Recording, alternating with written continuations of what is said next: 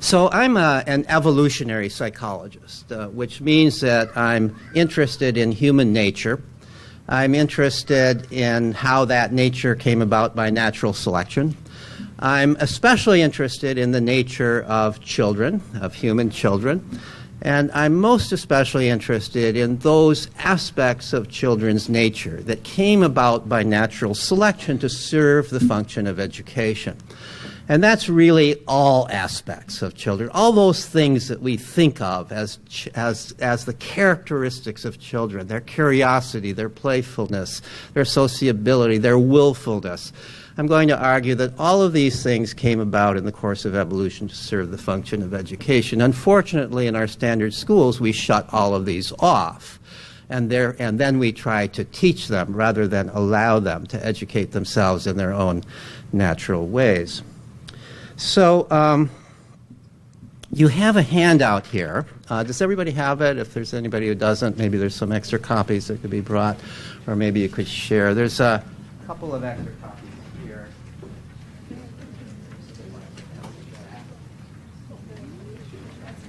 But the front page of this is an outline of the talk, and the back page is there so that you'll know that I'm a college professor.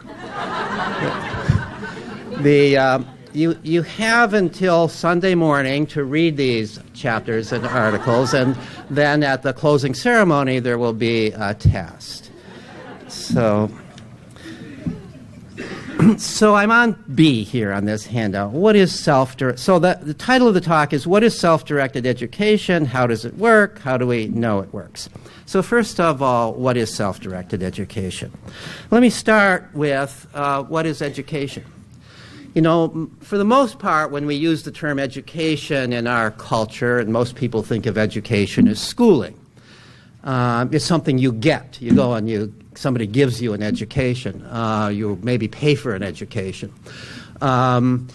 It's something that we think of as actively given by the teacher to the student. The words we use, the grammar we use, puts the teacher in the active tense and the student in the passive tense. The teacher teaches or educates, and the student is taught or is educated.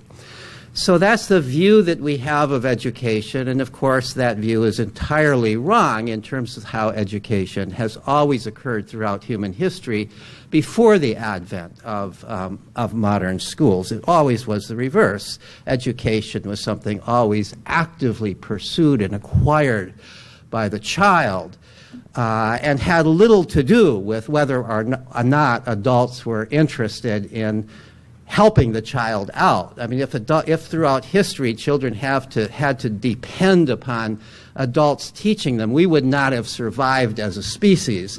We survived as a species because children come into the world burning to learn about that world, and we can't stop them from learning about it unless we lock them away in closets, or we shut them away in schools and cut off their natural ways of learning. So when I talk to groups of social scientists or anthropologists in particular, I have a certain definition of education which goes like this. Education is cultural transmission, put in simple terms. Education is the transmission of skills, knowledge, values, lore from one generation to the next. It's the entire set of processes by which culture moves from one generation to the next. We have always been the educative animal. That's the thing that distinguishes us from the other animals. We absolutely depend upon education. We depend upon cultural transmission. Every generation starts off with the knowledge and skills, or at least some of the knowledge and skills of the previous generation, and then builds upon that. And that's what education is. Throughout human history, it was the onus for education, as I just said, was always on the child. It was not on the adults. Children come into the world designed to educate themselves.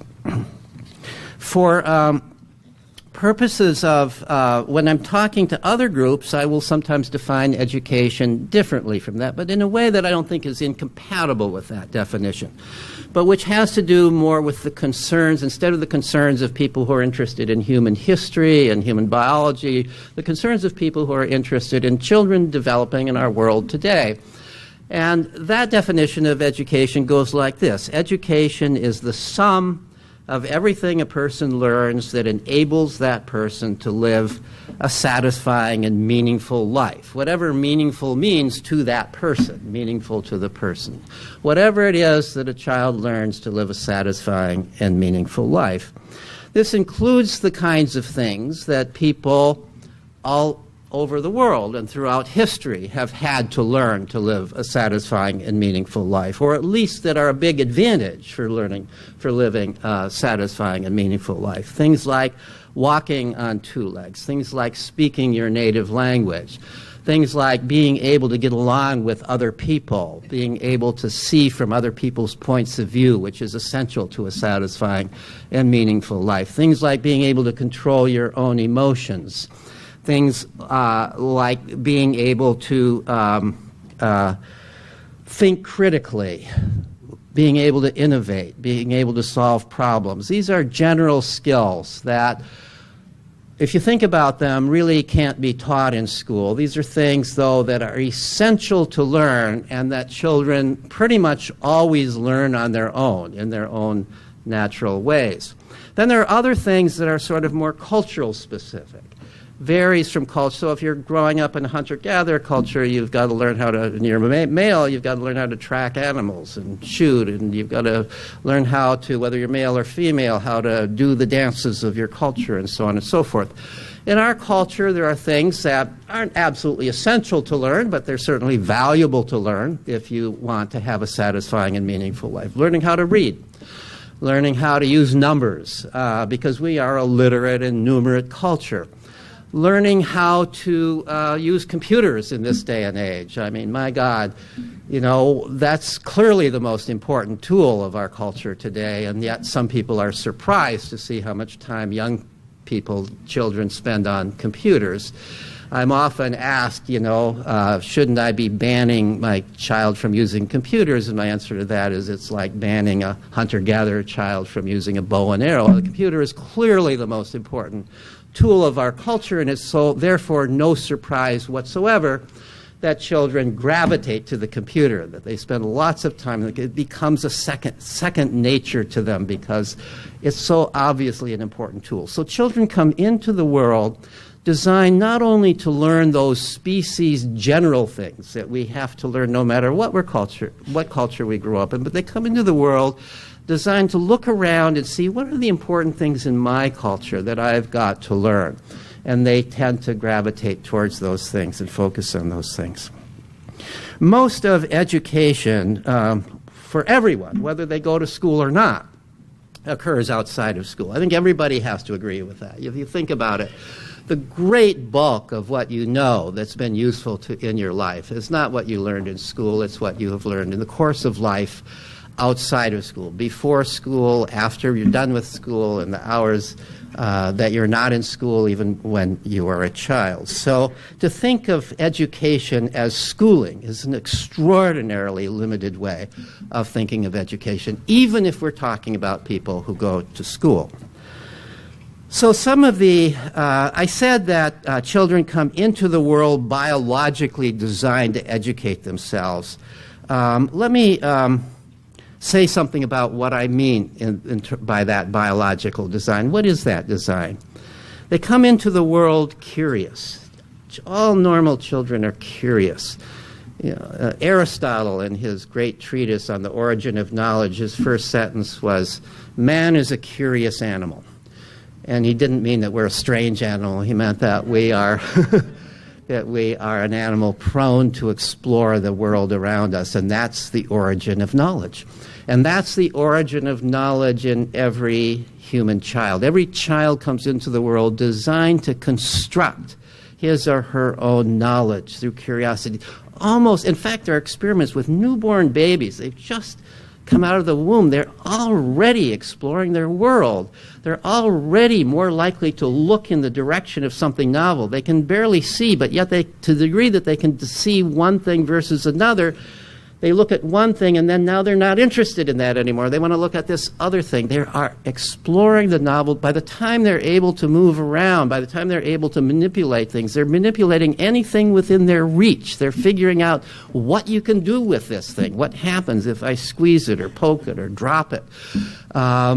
They are constantly exploring. And this curiosity, this drive to explore, doesn't end at age 5 or age 6 unless we shut it off by sending them to a school where their curiosity no longer counts, where their questions no longer matter. And then they learn to suppress their curiosity when that occurs. But other than that, people are curious throughout their lives. I've seen people on their deathbed who wanted to stay alive for another day just to see what would happen next. You know, that's what we want to know. I mean, one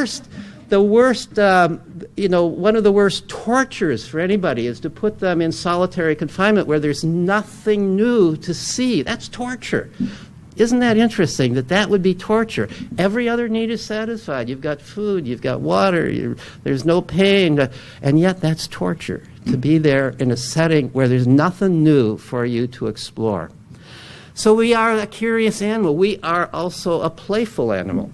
Children come into the world biologically designed to play, and to play in precisely those kinds of ways that will lead them to acquire those kinds of skills that I said you have to acquire no matter what culture you're growing up in. And also designed to look around and play at the kinds of skills that are important to their own culture. So they play, we're the animal that builds things, so we're the animal with opposable thumbs. They play at building things when they have the opportunity to learn how to use those opposable thumbs. We're the linguistic animal. They play at language. They play all kinds of games with language. Little babies learn language and play. Cooing and babbling are all learned and playful. First words are never used to ask for anything. They're always just playfully used to point things out, and they're always said when the child is in a good and playful mood. Social play, in which children are playing with other people and other kids, and they're learning how to get along with other kids. Risky play, in which children are climbing trees too high and swinging too high in the swing and walking up the slide instead of sliding down it, and they're learning courage. They're learning how to experience fear and control that fear. Children are biologically designed in play to practice those very skills that are so important for them to be able to develop, to live a satisfying and meaningful life. Some of the evidence that leads me to these conclusions comes from my looking into childhood in hunter-gatherer cultures. Now, I've never had the privilege or opportunity to live in a hunter-gatherer culture and observe them directly. But I have looked into their lives in two ways. One is by reading whatever I could find written by anthropologists who have lived in such cultures.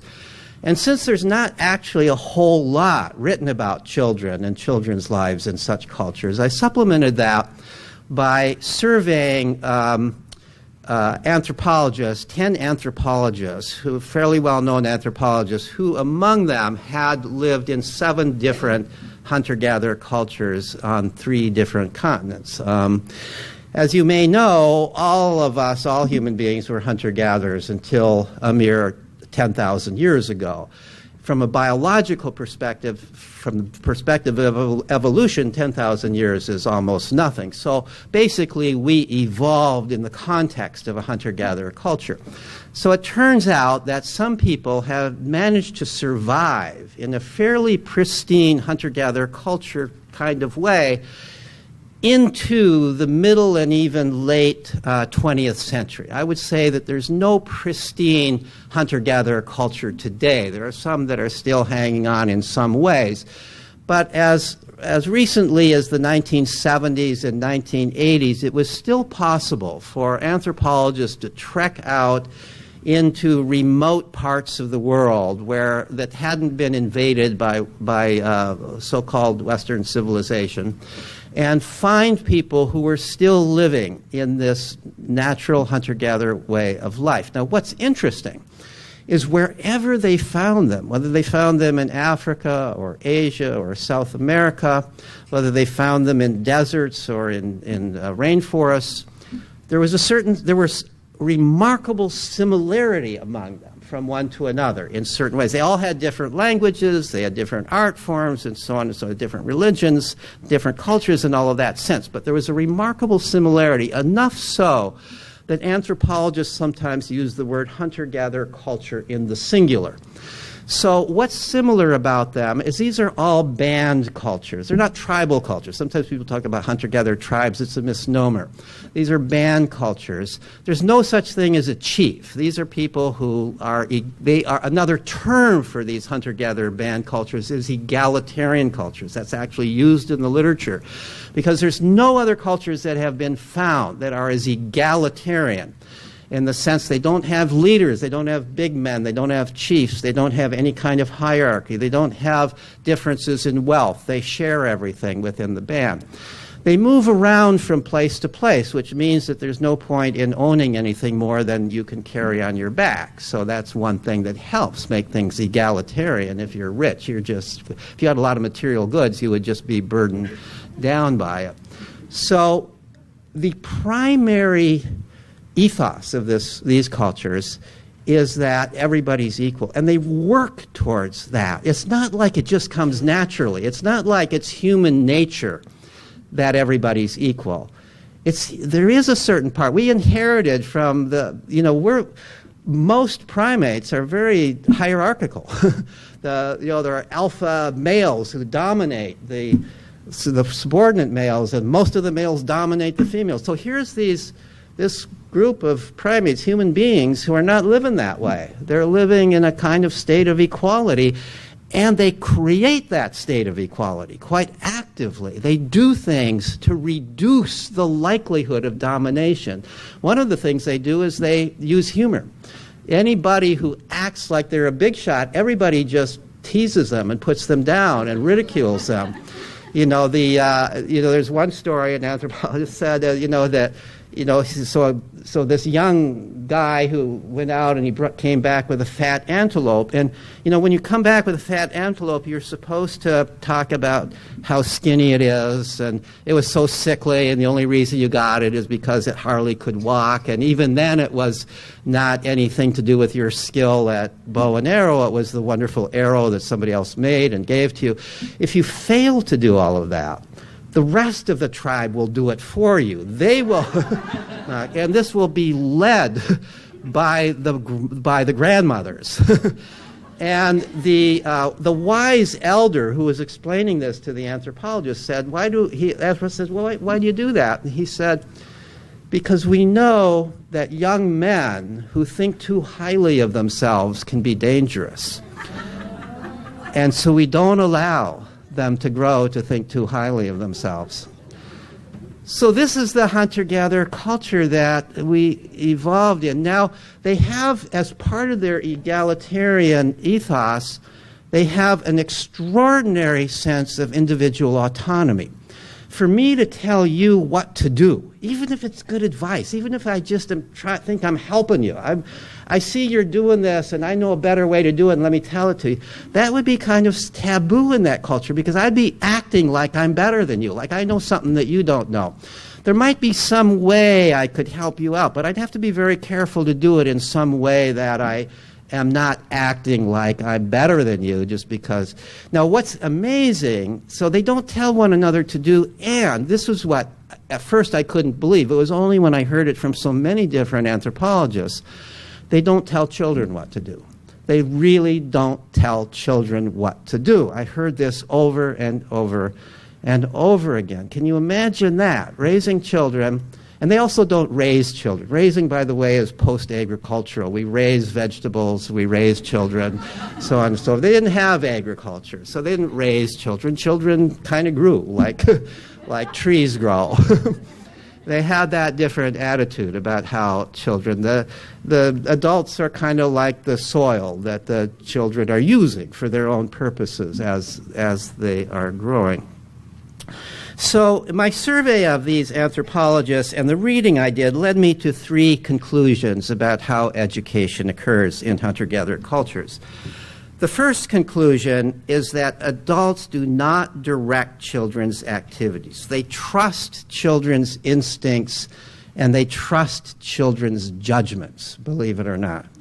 Let me just read a couple of quotations that illustrates this. So this one comes from a researcher named Yumi Goso, who studied groups of hunter-gatherers in South America, but she's writing here about hunter-gatherers in general. Hunter-gatherers do not give orders to their children. For example, no adult announces bedtime. At night, children remain around adults until they feel tired and fall asleep. Adults do not interfere with their children's lives. They never beat, scold, or behave aggressively with them, physically or verbally, nor do they offer praise or keep track of their development. Nor do they offer praise or keep track of their development. So this is what I heard over and over and over again. There was one anthropologist who I interviewed who studied, he and his wife studied a group called the Batak in Indonesia. And he said that they have a number of taboos in their culture. One is there's no murder. Another is you don't have sex with your daughter or your sister or other close relatives. And another is you never hit a child. So that's a taboo. That would be, it's right up there with murder and incest. I'm not necessarily saying it's quite as high as murder or incest. Murder and incest occur occasionally, and so probably does occasionally hitting a child, but it's never approved of. If somebody is hitting a child in a hunter-gatherer culture, immediately they assume that that parent, there must be something wrong with that parent, and we need to intervene, we need to calm the parent down, we need to take the child and comfort the child, because hitting a child is not an appropriate behavior in this culture. So here's another quotation. The idea that this child is my child or your child does not exist. In other words, you don't own your child. Deciding what another person should do, no matter what his age, is outside the Aquana vocabulary of behaviors. There is great interest in what everyone does, but no impulse to influence, let alone coerce anyone. The child's will is his motive force. This is somebody that many of you may have heard of, Jean Laidlaw, who's not an anthropologist, but who was a young explorer who was exploring in South America and happened to become acquainted with this group of South American, Native South Americans, and wrote a wonderful book called The Continuum Concept about it, which many people today actually, or at least some people today, take almost as their Bible of child raising. So others have written about how young children, I don't have the quotes, about how young children are allowed to explore their environment. One of my colleagues at Boston College is named, who's Gilda Morelli, lived for many, many months with a group of hunter-gatherers called the Efe in Central Africa. And she's showed me slides that she's taken of toddlers playing with fire, playing with machetes, adults sitting in the background, not paying any attention to this. And I asked her, well, why are they letting them play? Don't the kids sometimes get hurt? These little kids with big sharp knives, and they're playing with fire. Don't they sometimes burn themselves or cut themselves? And what she said was, yes, sometimes they do. But these are typically very minor injuries. And if you were to ask the adults, why is it you take these things, why don't you take these things away from them? They say, their first answer would probably be, well, because, why should we take them? This is what they want to do. We don't control what they do. And the second thing they would say is this is how they learn. That how are they going to learn how to use a knife? How are they going to learn how to use fire if they don't play with that? And the younger they start doing it, they may not say it in these terms, but this is me talking now. The younger they start doing this, the more this is going to be an actual extension of their body. That knife is going to be an extension. It's going to be like second nature. to be able to use that knife, just like our 2-year-olds playing with computers. It's becoming an extension of their body. They will have a natural way of using computers that Jerry and I will never have. So that comes from the studies of hunter-gatherers. By the time that children are 4 years old, they are able to go off with the other kids away from adults. Under 4, of course, I'm sure it varies a little bit from child to child, but typically under age 4, they're still kind of regarded as infants. They need to be around camp. They need to be in sight of adults because, as the hunter-gatherers would put it, they haven't yet developed judgment. By the age of 4, they typically have judgment.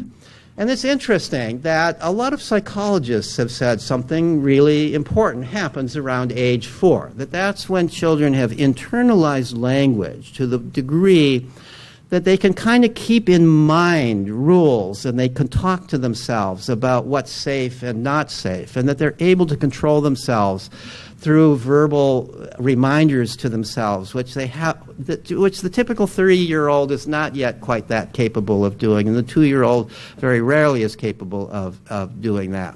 So something happens around 4, and it's very interesting, therefore, that around 4 is where children are now called children, and they're running with the other kids, and nobody feels like adults have to follow them around. Interestingly, childhood ends not really until you have children yourself. So we sometimes think that that adolescence is sort of a new invention, that teenage, by the time you were 13 or 14 in these other cultures, you would be an adult. Not true. The kids are still kids until, according to some of the anthropologists, they're late teens and maybe even beyond that. Typically, it's when they begin to have their own children, and even then, they may, to some degree, be running with other kids as they gradually go into adulthood. So the second, let me also say, there's one other quote I want to read on this issue of being so indulgent towards children. Some people think that if you're this indulgent, you allow children to do whatever they want to do, the children are going to become spoiled. Well, here's what Elizabeth Marshall Thomas says in response to that question. This is from a book called The Old Way, which I would recommend. Elizabeth Marshall Thomas was one of a member of a family, an explorer family, who was among the first to make contact with a group in Central Africa called the Chwanzi, that also are called the Kong, and have been probably the most, since that time, the most studied of all hunter-gatherer groups. But she made contact with them, she and her family made contact with them at a time when they had essentially no previous contact with the West. And she wrote this book called The Old Way about some of what she learned in that experience. But here's what she says about the question of spoiling. We are sometimes told that children who are treated so kindly become spoiled. But this is because those who hold that opinion have no idea how successful such measures can be.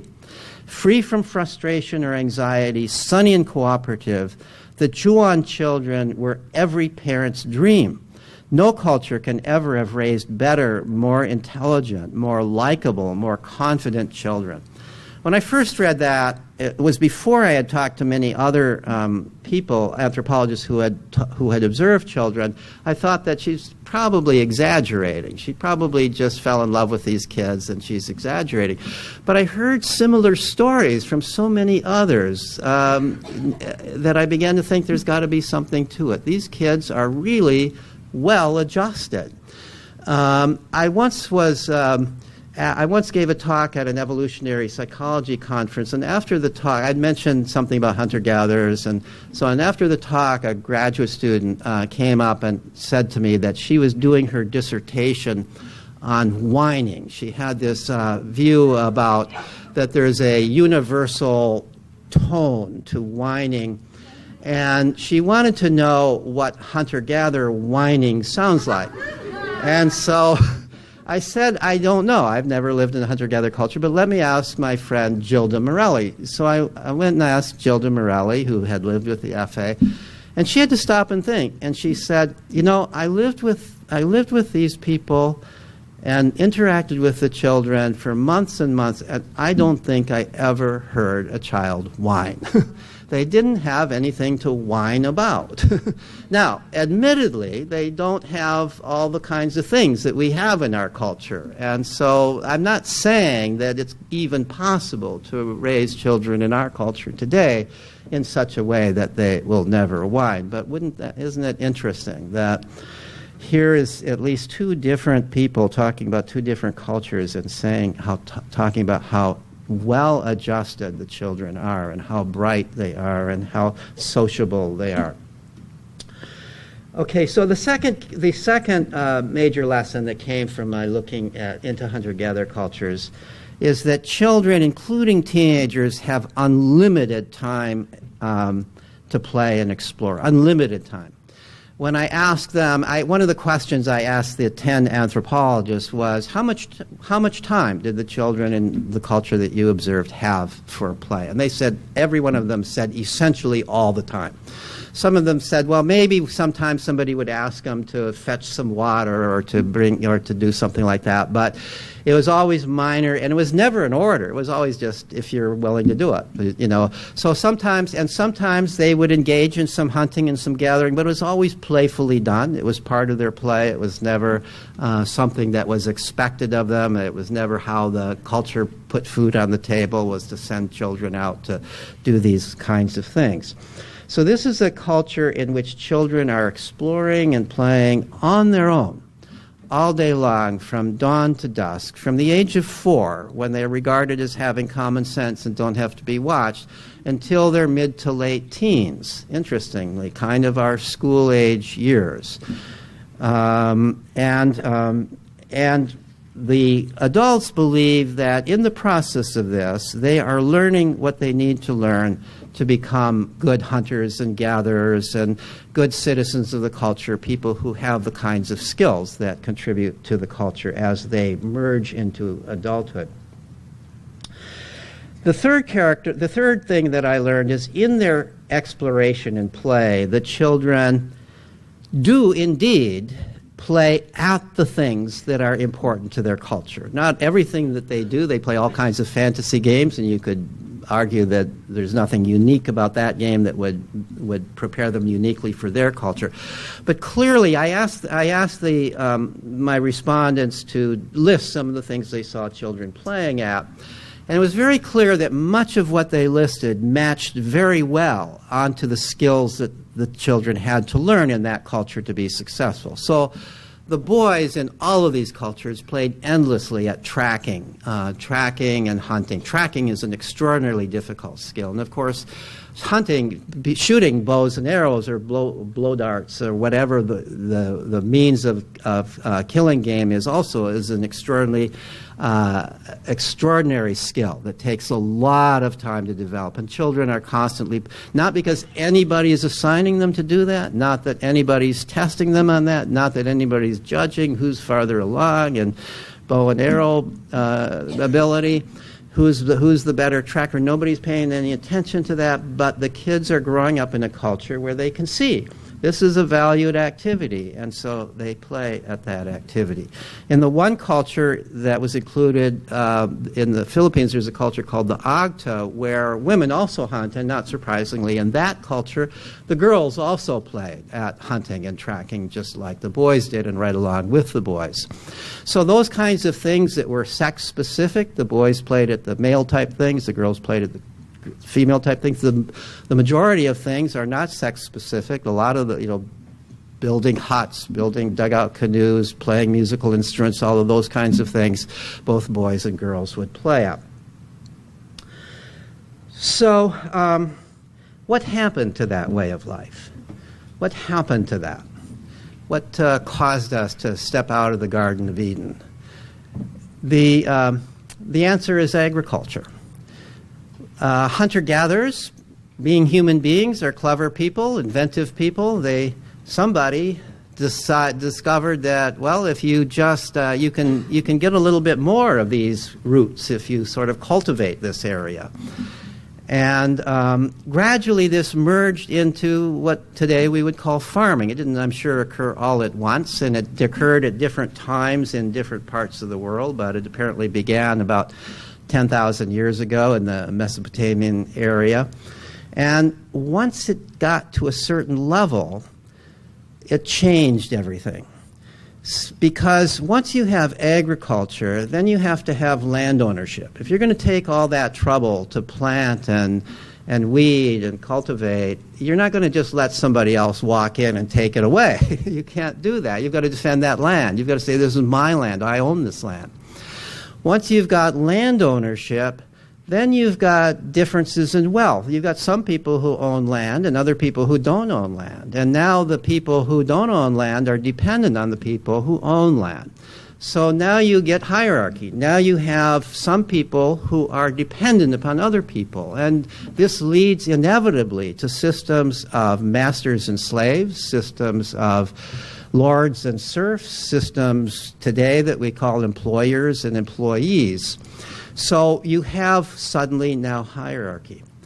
Now this old idea about raising children, not raising children, letting children grow up in a way in which their free will is valued, that doesn't work anymore.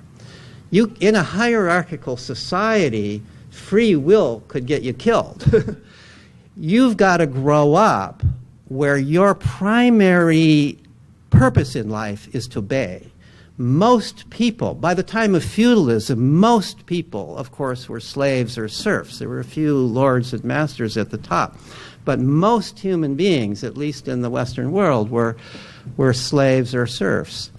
And you had to obey. Your survival depended upon obeying. So the whole system of raising kids changed.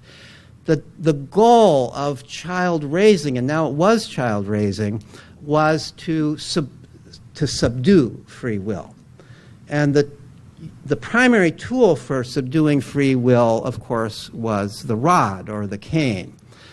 And we know some of this history even from the Bible. I mean, have you ever looked at the Bible to try to get child raising advice? I've looked through the Bible to try to find child-raising advice, and here's some of the things that I found. In Proverbs, foolishness is bound up in the heart of a child, but the rod of correction shall drive it far from him. Well, that's pretty mild compared to everything else I found. So here's Deuteronomy.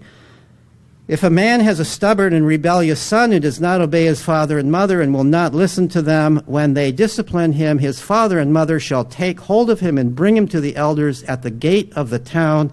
Then all the men of this town shall stone him to death. That's pretty severe. And I kind of hope that most fathers and mothers pretended that their child didn't disobey. And it isn't just the Old Testament. Here's what the Gospel according to Matthew has to say. For God commanded, saying, honor thy father and mother, and he that curseth father or mother shall be put to death. So the goal of child raising was obedience. If your child isn't obedient, that child doesn't even deserve to live. How far this changed from when it was it was a crime to beat a child to it was a crime not to beat a child. That was the way the world changed after agriculture. This is the horrid history that followed. It's a short history from a biological point of view that followed hunter-gatherer times and has preceded today. Maybe we are about to merge out of that history. The rise of industry didn't immediately solve the problem. In industry, again, you have people who own the businesses, and then you have people who are dependent on those who own the businesses. And just as rich farmers could get richer by having slaves and working people to death in the fields, people who owned businesses could get richer by having workers working as many hours as possible for as little pay as you could give them. And many of those workers were children, as we well know. So now things maybe even got worse. In the past, when kids were working in the fields, at least they had fresh air and sunshine, and they could get away, and they were not always in sight of their masters, and they could play in the context of it. But now they're in dirty factories, or they're in coal mines, and they're working in that way. And this is the world in which schools, as we know them today, came about. That's the point that I am leading up to. So the first widespread system of compulsory schooling occurred the first systems really began in the as early as the 16th century. They were part of the Protestant Reformation. The Protestants, unlike the Catholics, believed that everybody needed to be able to read the Bible themselves. It wasn't enough to get it from the priest. You had to read the Word of God yourself. Well, corollary to that, of course, is that you've got to be able to read. So to save souls, they developed schools to teach children to read.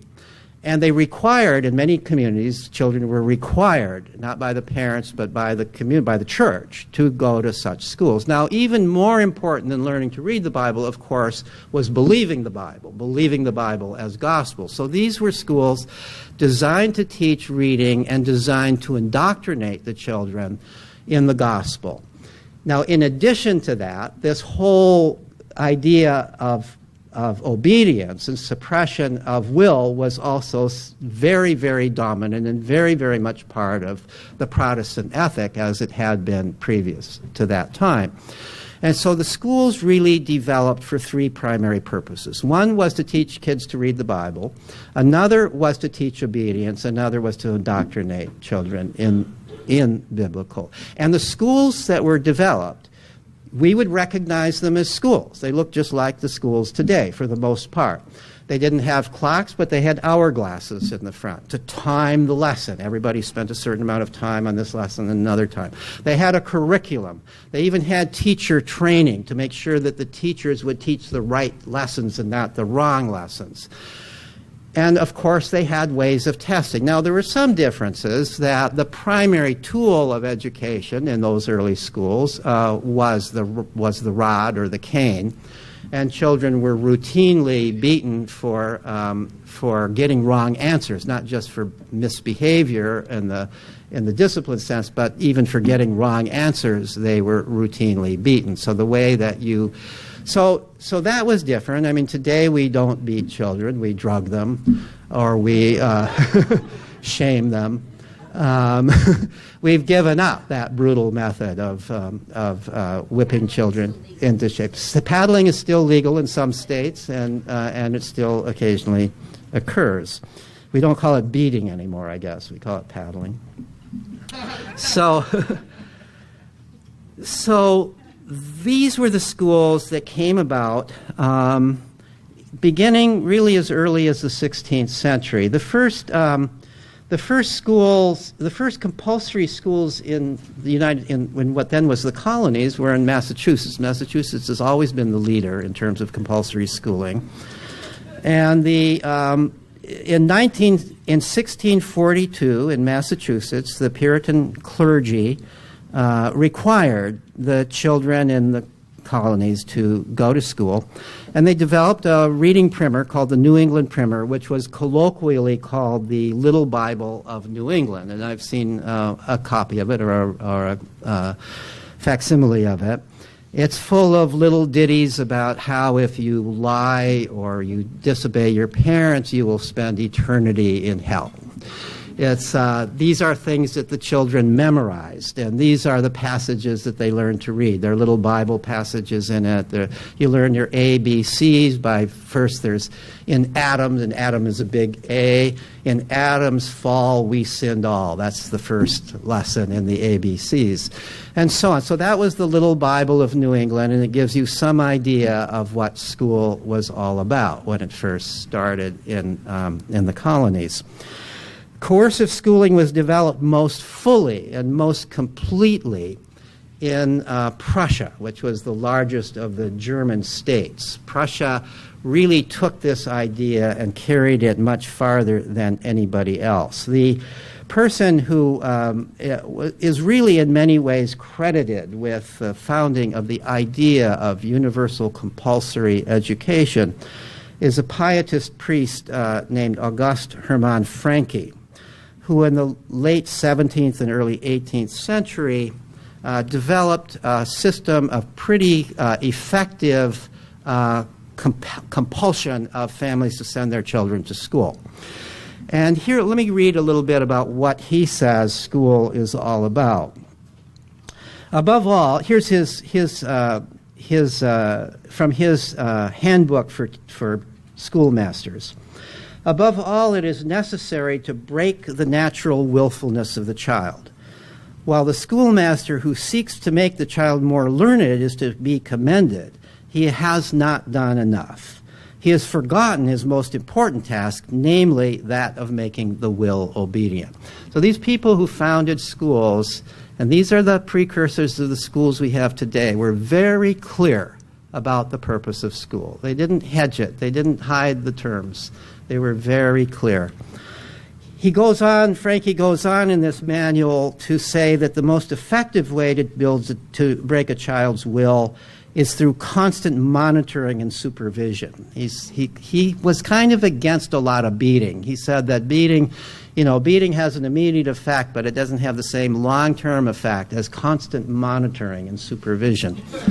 So here's what he said. Youth do not know how to regulate their lives. They are naturally inclined toward idle and sinful behavior when left to their own devices.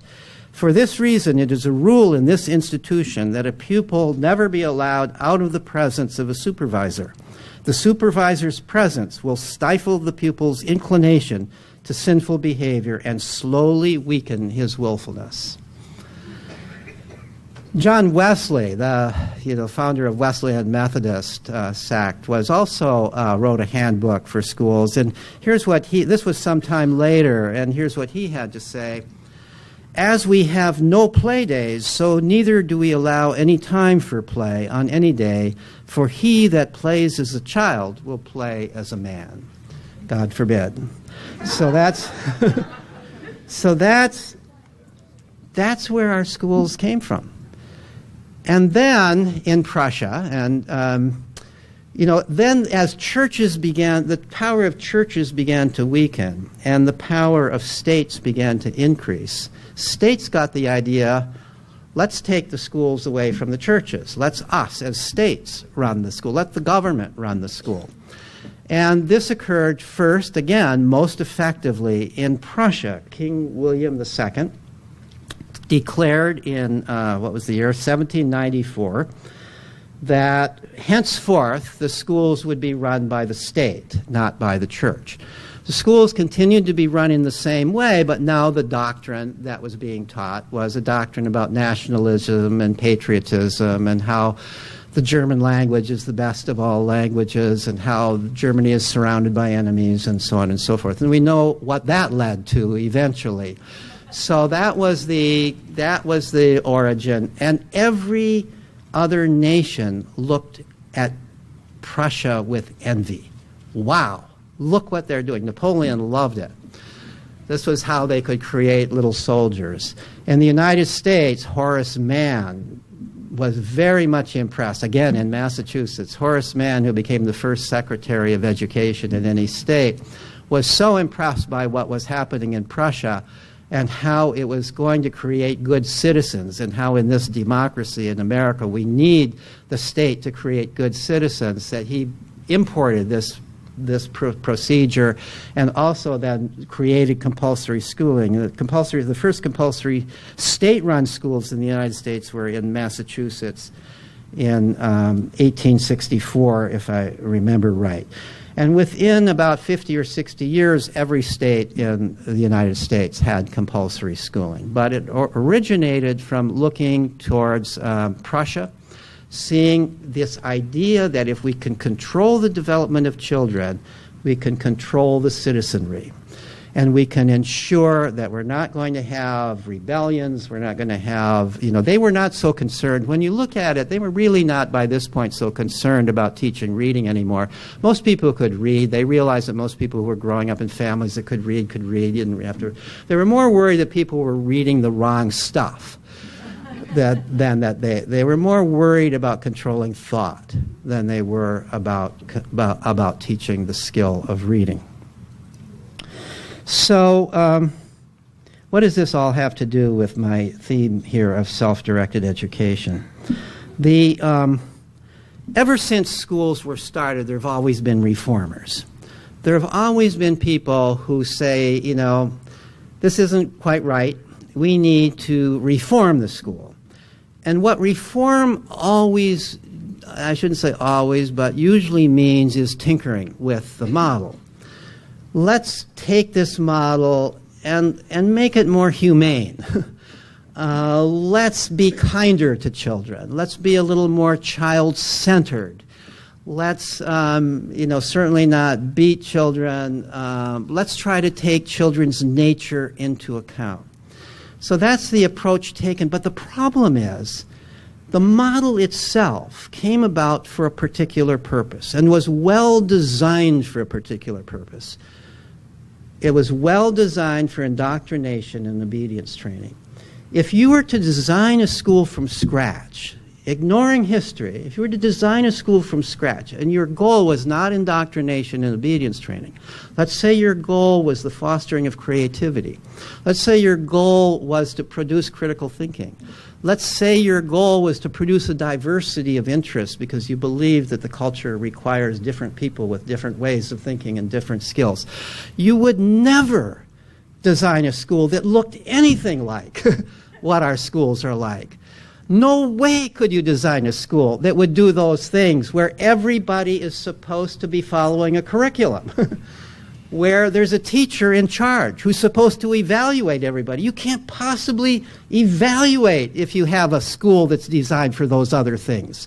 The whole point of evaluation is to make sure everybody's learning the right stuff, and that means indoctrination. And it doesn't matter what you're indoctrinating. I mean, I've argued with some of my colleagues who say what a crime it is that not everybody is being taught that evolution by natural selection is a fact. And I say, well, if you want to teach it that way, then all you're doing is indoctrinating. You're just doing the same thing as what you're complaining about that the other side is doing.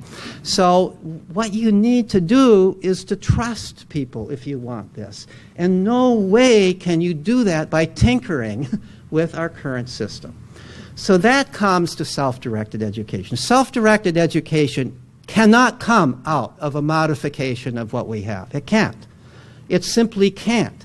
Because what we have is a system in which there's a curriculum. And if there's a curriculum, if you have to learn certain things by certain times, and if the teacher's job is to make sure that kids learn that, no way are you doing anything that frees kids from the idea that their job is to obey the teacher. You might make it that they have to kind of guess because you're not so clear what it is they have to do. They have to kind of guess what they want you to do. But you still have a situation where their job is to figure out what they have to do for you to pass them, to get that passing grade. As long as they're being judged, their job is to figure out how they're being judged and to do what they're being judged on. And that is not the situation that's going to create critical thinking. That's not the situation that's going to create diversity in goals. That's not the situation that's going to foster curiosity. So what do? You have to start totally from scratch. You have to start with an entirely different model. You can't evolve you can't evolve self-directed education out of what we have, out of what was developed for the purpose of indoctrination and obedience training.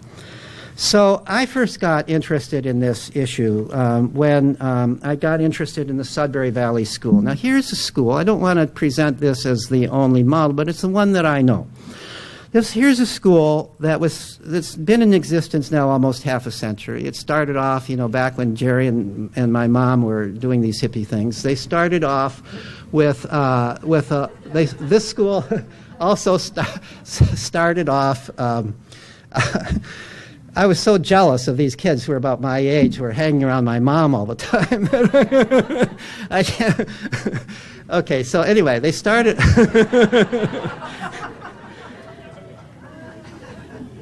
So the school started off in 1968, back when there were a lot of little free schools. But this school has lasted.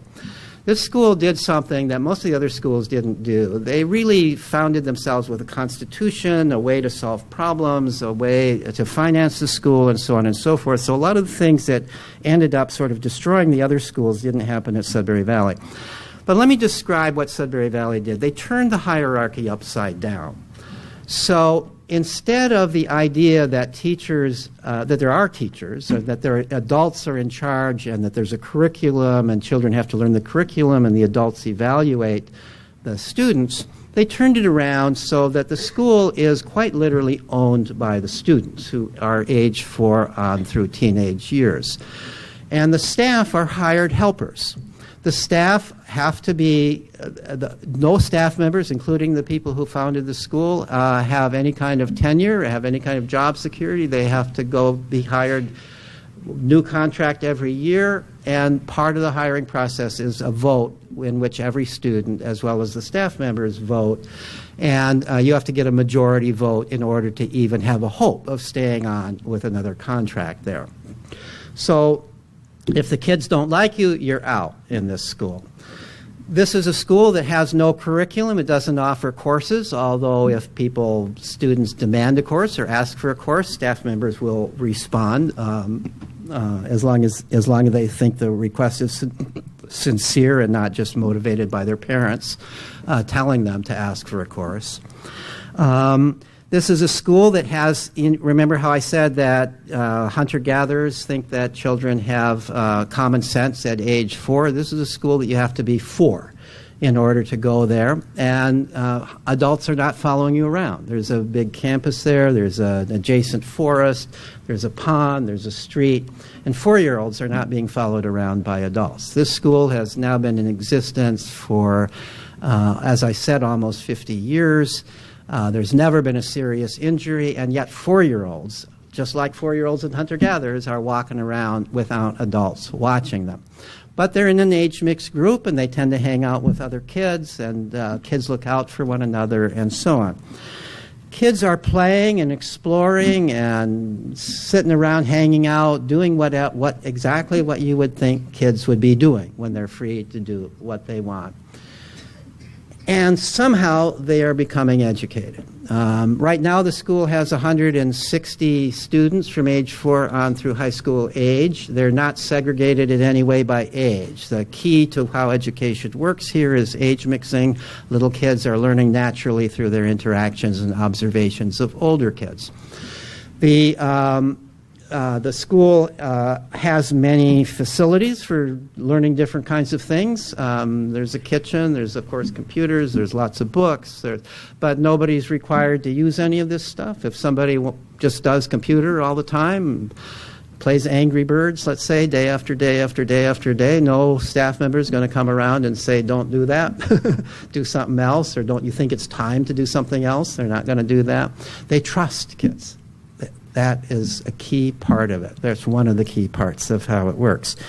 Somehow, this turns our notion of education upside down in a way that progressive schooling doesn't. Progressive schooling still has the idea that educators ultimately are involved here, that teachers have to be clever and figure out how to help students in a way that the student still feels like they have some control. But here's a situation where truly children are in charge of their own education. And yet it works. My first study of the school many years ago was a study of the graduates. I was concerned. My own son had become a student there. And I was concerned, would he be able to go on to be anything other than an artist? And not that I would be unhappy if he became an artist, but I didn't want that to be the only possibility. And so I did a study of the graduates, and lo and behold, I discovered that there are a lot of fine artists who were students there. But in addition, there were people in the sciences, and there was a professor of mathematics who was a graduate of the school. I located almost all the graduates at that time. And those who wanted to go to college didn't have any difficulty getting into college, didn't have any difficulty adjusting college, even if they had never taken a course before, even if they had never read a textbook before. How did they do it? So I asked them, and I found it, actually, it turns out it's not that hard. It's there's not that much that anybody else has actually learned in high school. So, I know that. I teach in college, and every professor who teaches the introductory course starts from scratch. You don't assume that the students remember something from high school. You start from scratch. And even if you thought they learned something from high school, you would assume that they learned it wrong, that the teacher didn't understand it the right way, because you're the professor who knows the right way, and you're going to teach it from scratch anyway. So the kid who's majoring in biology, has never taken a biology course, turns out not to be at any disadvantage compared to the kid who's taken some biology in high school, similarly with other subjects. So this turned my ideas upside down. Suddenly I began to think, well, maybe my mom and Jerry weren't so crazy after all. Maybe there was something to this idea, and it's okay. I had been almost forced. I mean, my son more or less blackmailed me into sending him to Sudbury Valley at the age of 10. He'd been misbehaving so deliberately and so terribly in the public school that he gave us no choice but to go there. And then I had to do a study to make sure that it wasn't going to ruin his future by going there. So it turned my views upside down, and I began to get interested then in how children learn. So they apparently learn. How do they learn? How do they acquire these abilities? How do they acquire what it takes? I then went on from there more recently. Because I started writing a blog for Psychology Today about self-directed education, and a lot of the people who were reading my blog were homeschoolers, and I didn't know much about homeschoolers, but particularly they were unschoolers, people this was home-directed, self-directed education. I began to get invited to some of their conferences and to give talks, and met some of the kids who were at the conference, and I was impressed. They seemed a lot like Sudbury Valley kids. They seemed to have a kind of grace about themselves. They seemed to be mature in a certain sense while still being childlike. They seemed to be able to look an adult in the eye. They seemed to be able to make friends easily, despite the stereotype about homeschool kids that they're socially isolated and socially awkward. So I got interested in that. I wasn't so sure. I did get this inkling from seeing the kids that maybe this works too. But I wasn't so sure it would work in that context. I always believed, and still believe, that kids need much more than their own parents. They need to learn from a larger community. They need to interact with a lot of other kids. And how are kids going to do that if they're growing up at home? So I did a survey first of homeschooling families. There were 232 families who responded, and I asked them a lot of questions about unschooling families. And then later on, these are both the articles in which these are published are among the articles listed on the back if you want to look up these articles. But then I did a study, along with colleague Gina Riley, of grown unschoolers. We identified 75 adults who had been unschooled for varying parts of their what would be their K through 12 years, including about a third of them who all of their previous education had been self-directed at home. And I found that they too were able to go to college if they wanted to, didn't have any particular difficulty getting in, didn't have any particular difficulty doing well. They too went into all sorts of careers, including science and math, as well as art and human services and doctor and lawyer and so on and so forth. Didn't seem like taking that route was cutting anything short. So now what I want to do, if you look on this handout, we are at G, near the bottom, the optimal context for self-directed education. So I began to think, all right, I've looked at self-directed education in hunter-gatherer cultures. I've looked at self-directed education at Sudbury Valley School. And I should say now that there are many other schools modeled after Sudbury Valley. And there's a whole set of new schools called Agile Learning Centers that you may have heard about. that seems to have its own cheering section. And I had to mention them or they wouldn't talk to me afterwards. And so this model is apparently replicable, too. And some of the Sudbury model schools have been around long enough that they've got graduates, and they seem to be doing okay in the world.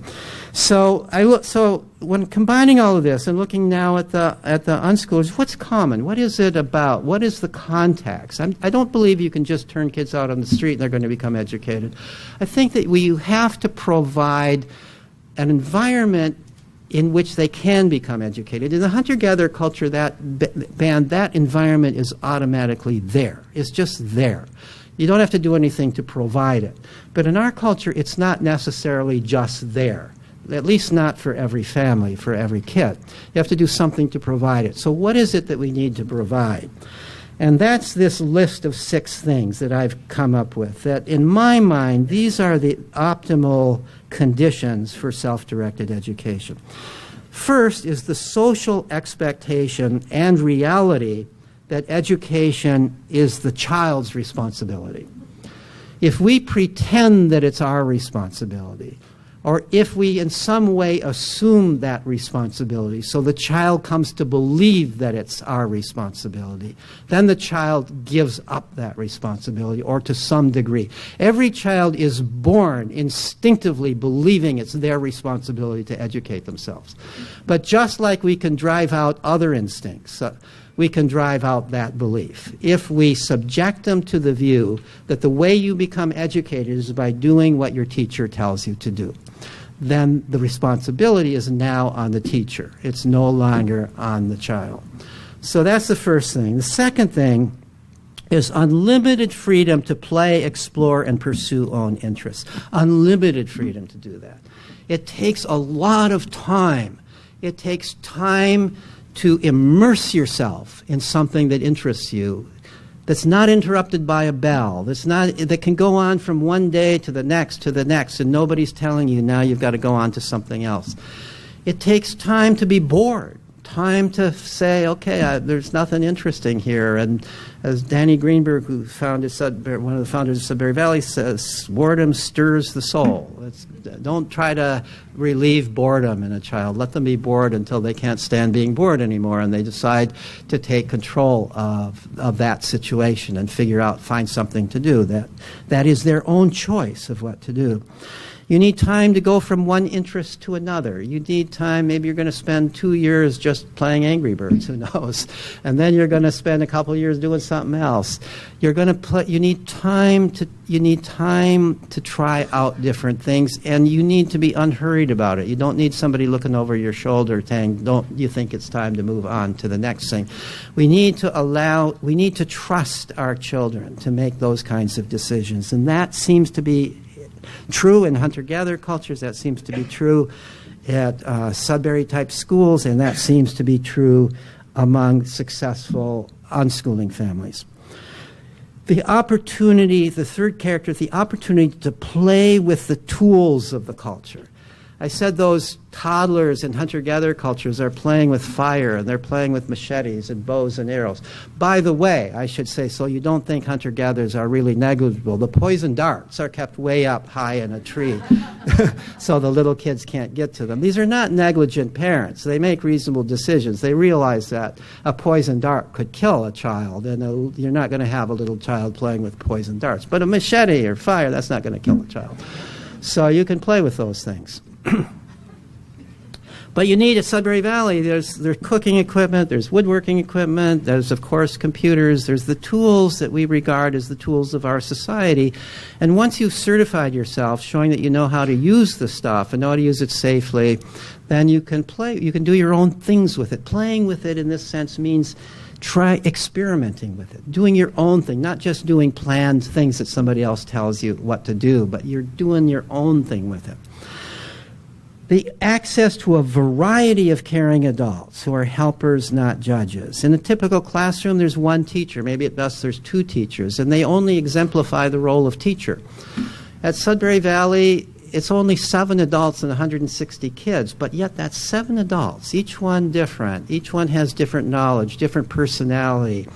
Any one of them is available to any kid who wants to go there. The kids don't very often go to the adults. They're much more likely to go to other kids. But if they do want to go to an adult, they know which adult to go to. There's one adult that would be the right one to go to if you need a lap to sit on or a shoulder to cry on. There's another adult who might be the right one to go to if you're burning for a political argument. There's another adult for this or that. And the kids are very good at figuring out which adult to go to depending upon their needs. They're also good at figuring out which other kids to go to depending on their needs. So that a variety of caring adults. In the hunter-gatherer band, the kids, all the adults are available. Parents are not even all that special beyond the age of 4. The kids are kind of kids of the whole band. They're not kids just of this parent. That set of parents, and in the unschooling families that worked, one of the things that the respondents said repeatedly was that they had many adult friends. It wasn't just their parents. They had one of the things they valued about the unschooling experience was that they made many friends with other adults who they looked to, and they didn't just see their parents as role models. Fifth characteristic, free age mixing among children and adolescents. The founder of Sudbury Valley has argued over and over again that age mixing is the key to how it works. Throughout human history, in hunter-gatherer cultures, but even after hunter-gatherer cultures, children were never segregated by age, except not until the time of age-graded schools. Children always played in age-mixed groups. Our whole instinct to play evolved in an environment in which play was always age-mixed. Same-age play is really an artifact of modern times, and it is not that it's bad to play same-age play, but it is not as nurturant. It's not as helpful. It's not the same kind of learning opportunity. Age-mixed play provides the younger child with the opportunity to be boosted up by the older child into a higher level of activity than he or she would otherwise engage in. And it provides the older child with the even more important opportunity to be the mature, leader, nurturing, teaching one in the context of the relationship, and to get a sense of their own maturity, and to learn how to be a parent and learn how to be a caring person. When we deprive children, as we do in school and since so much of the rest of our society, of interactions with others who differ from them in age, when we segregate preteens from post-teens, for example, we deprive them of interactions with those people from whom they have the most potentially to learn. So free age mixing. And one interesting thing, that free age mixing is part of the essence of the way Sudbury Valley works. Interesting to me that in the unschooling study, even though I actually didn't ask, I'm surprised I didn't ask this question, many of them, over half of them, volunteered the information. That one of the great things about not being in school was they made friends not only with a lot of adults, but also with kids who were younger than them and kids who were older than them. So these first 5 characteristics seem to apply to even the unschoolers as well as applying to kids in hunter-gatherer bands and kids at Sudbury Valley. The 6th one, I used to say there are 5. I've added a 6th one, which the more I think about it, the more I think is also important. Immersion in a stable, moral, democratic community. Hunter-gatherer cultures, as I've described, are democratic communities in a different sense than in our culture. They make decisions by consensus, everybody's view is respected, and so on and so forth. And children don't necessarily have any kind of formal vote the way they do at Sudbury Valley, but their voice is heard, and even more important, the children are growing up in the context of a democratic environment and realizing that whether or not they are now, they will at some point be sitting around the fire, engaged in serious discussions that have to do with the band's welfare as a whole. They're seeing this, they're listening to it, they're in some sense, in some limited ways, perhaps participating in it. And so they're growing up with a sense not just of responsibility for themselves, but also a sense of responsibility for the community within which they're developing. So children at Sudbury Valley, because they're involved in making the rules of the school, making big decisions about the school, and discussing who should be hired and who should be let go among the staff. And they're involved in the judicial system. If anybody breaks a rule, you go before the judicial committee, which consists of a cross-section of ages of the school at any given time. And you're involved then in these discussions about, well, what should we do? So-and-so has consistently been breaking this rule. We like so-and-so. What are we going to do about it? What would be an appropriate penalty? What's going to change this person's behavior? They're involved regularly in those kinds of discussions. So they're thinking about not just themselves.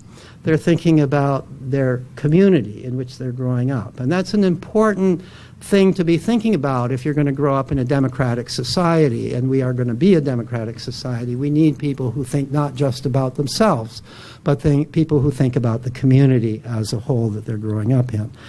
And I think that it's a little harder to say exactly how this works in the unschooling family, but to some degree the family itself is a stable, moral, democratic community if it works well.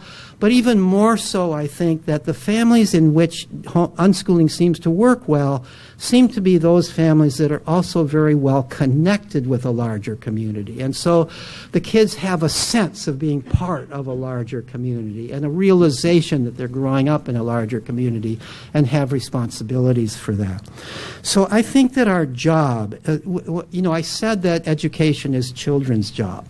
Education, the onus of education lies with children, but we in our culture do have a responsibility. And our responsibility as adults is to provide the setting in which children can educate themselves. We've got to give up the idea that we educate children. Let's stop thinking that we educate children. Let's start thinking that we provide the setting in which they can educate themselves. And how do we do that? How do we do that as individuals? How do we do that as communities? How do we do that as a nation? How do we spread the word that this is the way we ought to be thinking? This is what we need to do as a culture if we are going to have truly free and democratic people. We need to also, and I want to kind of end this way, normally when we talk about education, whether it's self-directed or otherwise, we're talking about what are children learning, how do they learn, how do they acquire what they need to know. There's another thing that we ought to be keeping in mind, and that is this, that children are human beings. That childhood is actually a pretty good portion of any person's life. And if that portion of a person's life is not happy and is not free, then that's a crime. That's really a crime. We in democratic societies, we believe that there are certain inalienable rights that belong to human beings. The right to free speech, the right to free association, the right to due process if you're accused of a misdeed, the right to choose your own path to happiness. What could that mean? Doesn't that have something to do with choosing how you educate yourself? These are described as human rights. We think of them as human rights. I would contend that children are human beings. And in our typical schools, we deprive children of every single one of those rights. We preach democracy to them. We might even say that it's a democratic school because we're preaching democracy and we're trying to respect children, but yet at that very same time we are depriving them of all of what we call the basic human rights of a democracy. If we want to prepare children for democracy, don't we have to allow them to experience it growing up? And the school, the learning center, that's the place where they can experience it. And we need to think about education in that way. Well, these are the kinds of things that we'll also be talking about in the workshop at 3:30 tomorrow in talking about the mission of the Alliance for Self-Directed Education. How can we spread the word? How can we get a movement started? How can we convince society as a whole that we need to start treating children as human beings, and that indeed we don't have to be afraid of doing that, because there's a lot of evidence that if we provide the right context, we can treat children as human beings and they're going to grow up okay. So thank you very much for your really kind attention.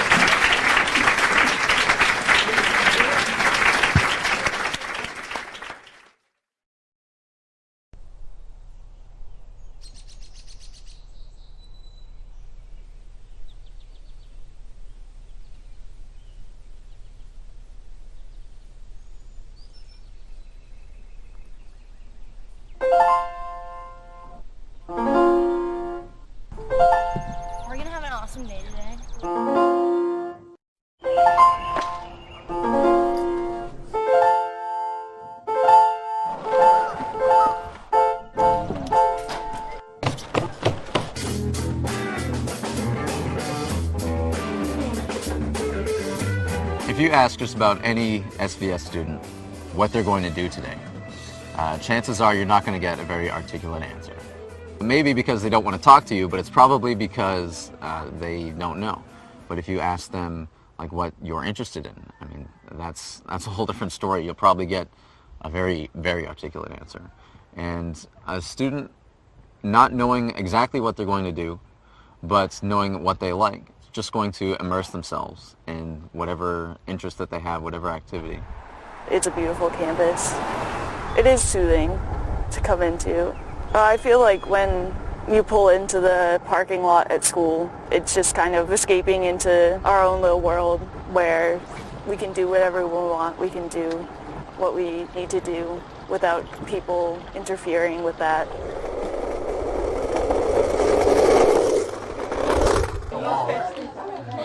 You see how many green cards we have? I gave you all of mine. We have like 20. There's lots of different types of kids who come to Sudbury Valley School. Some have been here their whole lives. Some have just been here a couple of years. I spent 4 years at Sudbury Valley, and in my thesis, I split up those 4 years into a different section, because each one I had a uniquely different learning experience, and I had a higher order of thinking every successive year. In my first year, I really spent most of that year just playing video games. One particular video game, actually. A lot of parents and a lot of people who don't know the Sudbury model ask me, well, don't kids just play video games all day? And well, what if my kid just plays video games all day? And I mean, that's exactly what I did, and I certainly have no regrets. I did have a pretty close-knit group of friends who all shared the same exact interests as I did. And we were intensely involved in that community. I mean, it was just like anything else that you would be really intensely involved in. It just happened to be video games for us. How do you control it? Here you go. How we've ever survived their onslaught of death. They're just evil bouncy balls. Why? I should have found a safe spot. I actually gotta fix this glitch. Yeah, well, in a couple minutes you'll be blown away by my programming prowess. We studied those video games just like an economist would study the stock market. And I think anything that you put effort into, that type of effort into, would yield some growth in any manifestation. A couple years ago at the picnic, I got together a 5-on-5 basketball game just because we had a lot of players here and it just seemed like a good idea. And after that was done, I realized I had a lot of fun. So when the school year started up, I just decided to start up my own basketball tournament. Hey guys, there's 10 seconds left. No one is forced to play. If you want to play, then we all have a great time. And there's little kids and there's big kids and there's medium-sized kids. We really try and make it as fair as possible. Athletics of the school take a big part in more than just my life. People are running around, playing tag, playing sports, throwing around frisbee, swinging. I mean, when it's sunny and it's nice outside, you see people running around. And when it's raining outside and there's snow on the ground, we still play basketball at school. Can someone take a video? Press the center button and start filming. What? Press what? Center button. Okay. Are you filming? Yeah. Alright, point at me. Hey. There's escalator rock, there's either lunge rock, turtle rock, and there's another name for it, but I forget. Staircase rock. Justin, what are you doing? Climbing. You're getting up this way. Yes, it's climbing. Give me a challenge. This is more challenging. Yeah. What? That? Yeah. I think it's possible. Everything's possible. Yeah.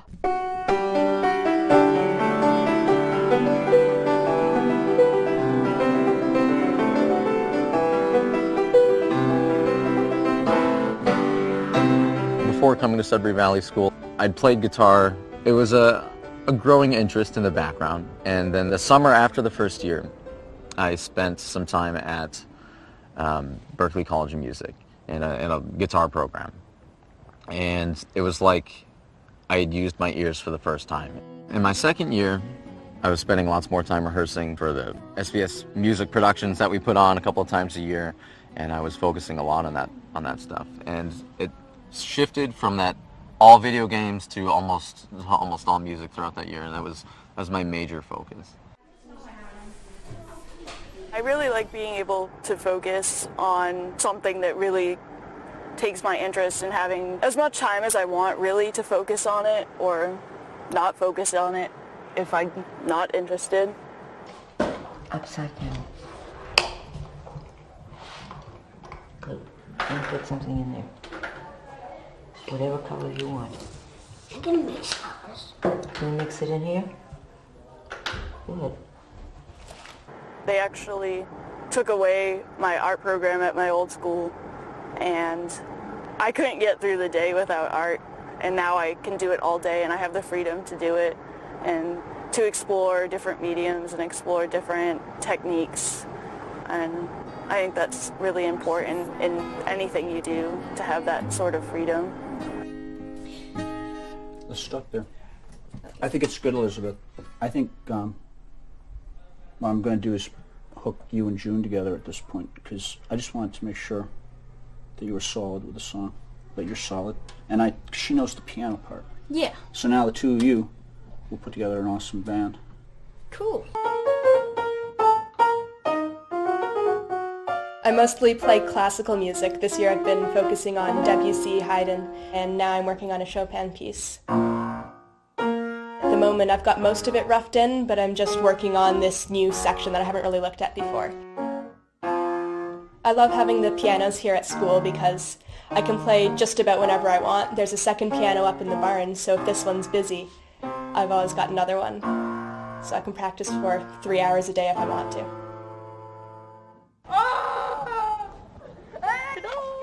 I mean, seriously, that monster is not big, but it's actually amazingly scary.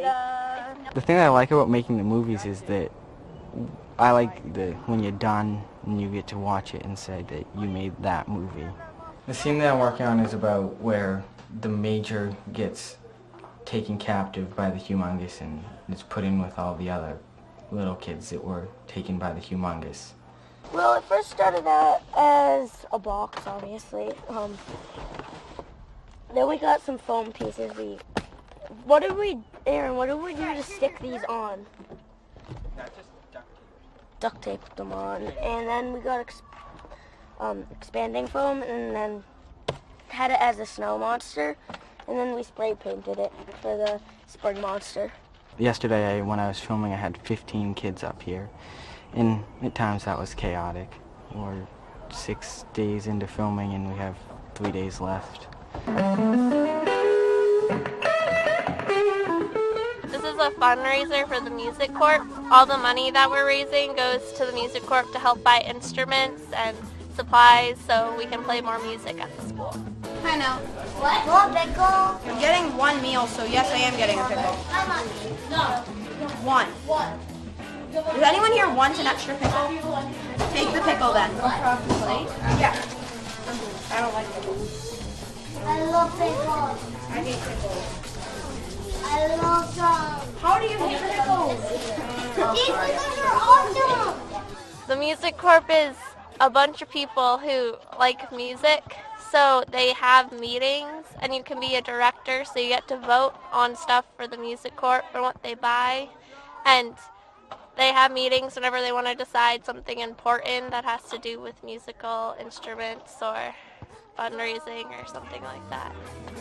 The shows happen 4 times a year, and people start getting ready for them since like the last show. People start rehearsing and practicing and deciding what songs they want.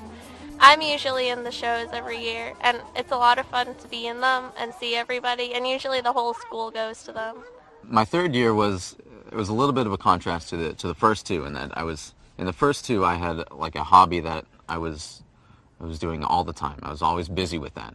And then my third year, I spent a lot more time in the sewing room, which is a particular room of Sudbury Valley School that sees like the most amount of traffic, the most amount of conversation. It's a very, very crazy place.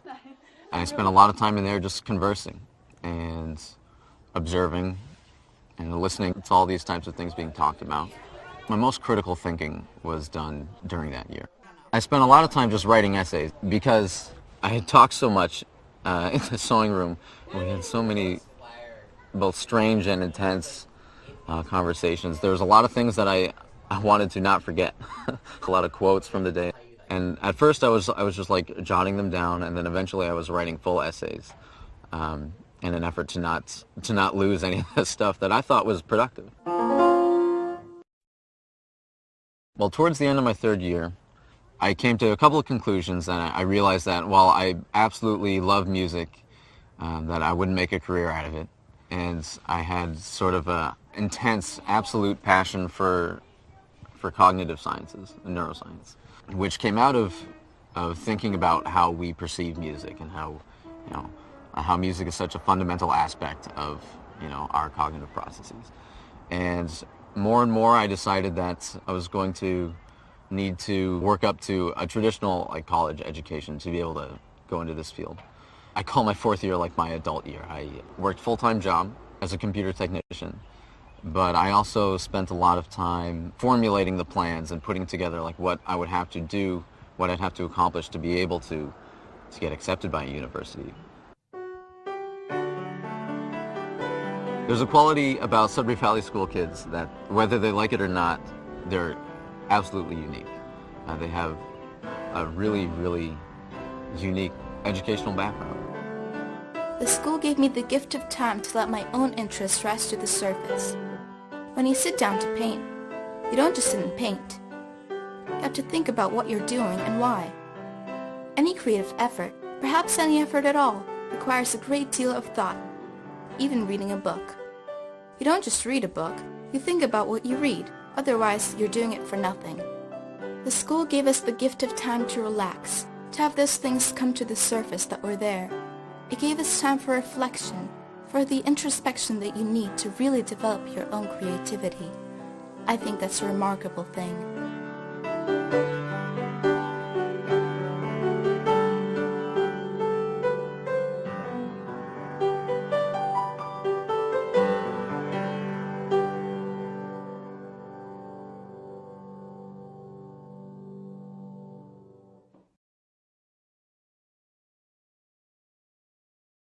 I'll call this school meeting to order. Everyone could please first turn off your cell phones and direct your attention to the results of previous school meetings. As the chairman of the school meeting, I am essentially the chief executive officer of the school, which means that I do a lot of things from signing staff contracts, and also I'm ex officio on a lot of the important committees, which means that I run a lot of them. I'm automatically, as chairman, a member of those. So things like managing the budget or dealing with staffing and admissions. I also run the weekly school meetings and kind of just help to manage the day-to-day school affairs. Is there any discussion? If not, we'll vote. All in favor? All opposed? Motion passes. The school meeting is extremely important because it's basically what runs the school. Everything is decided in the school meeting. And, we've delegated to the JC to deal with judicial matters, and we've delegated to certain clerks and committees to deal with things. But ultimately, school meeting is the authority. Everyone that comes to the school is a school meeting member. Everyone has an equal vote.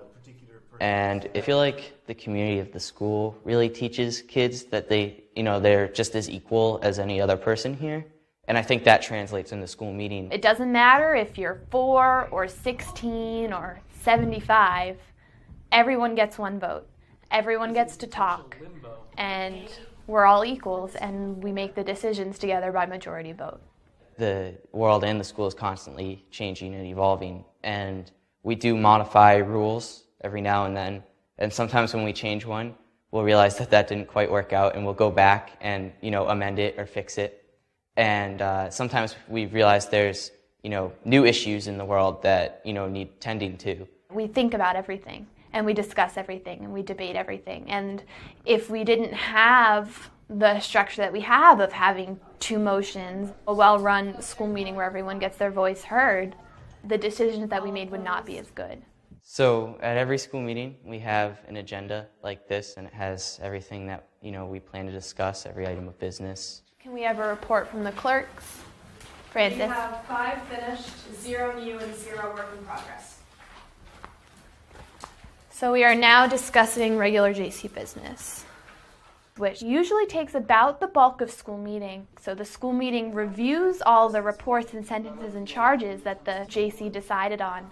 And sometimes they decide to change things, sometimes they don't. And we also deal with anything that has been referred to the school meeting. So that's usually more serious cases that the JC has decided they can't handle within their power. And then we move on to second readings, which is motions that we'll be voting on that day. And then written agenda, which is motions that were just put in, so we kind of discuss those and throw them back and forth. And then we'll vote on them next week. And then there's open agenda, which, if there's an issue that wasn't in the written agenda, anybody can bring up. So you can say pretty much anything on the floor. And when that's over, we're adjourned. It's exciting and it's interesting, but the reason that it's the most interesting to me is because I really care what's going on in school. I mean, a lot of people, when there's something going on in JC that they think is important, will go to JC, and the same thing with school meeting. And I think it's really, really great because I learned a lot from being JC clerk, and I am learning a lot from being school meeting chairman, and the whole process is one of the things that people benefit most from this school. Is there any discussion of the results?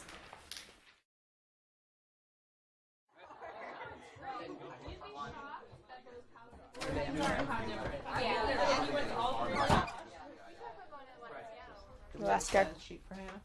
I will get one. All right, we have Isabella. Stand over there. So Danny brought you up in the office yesterday.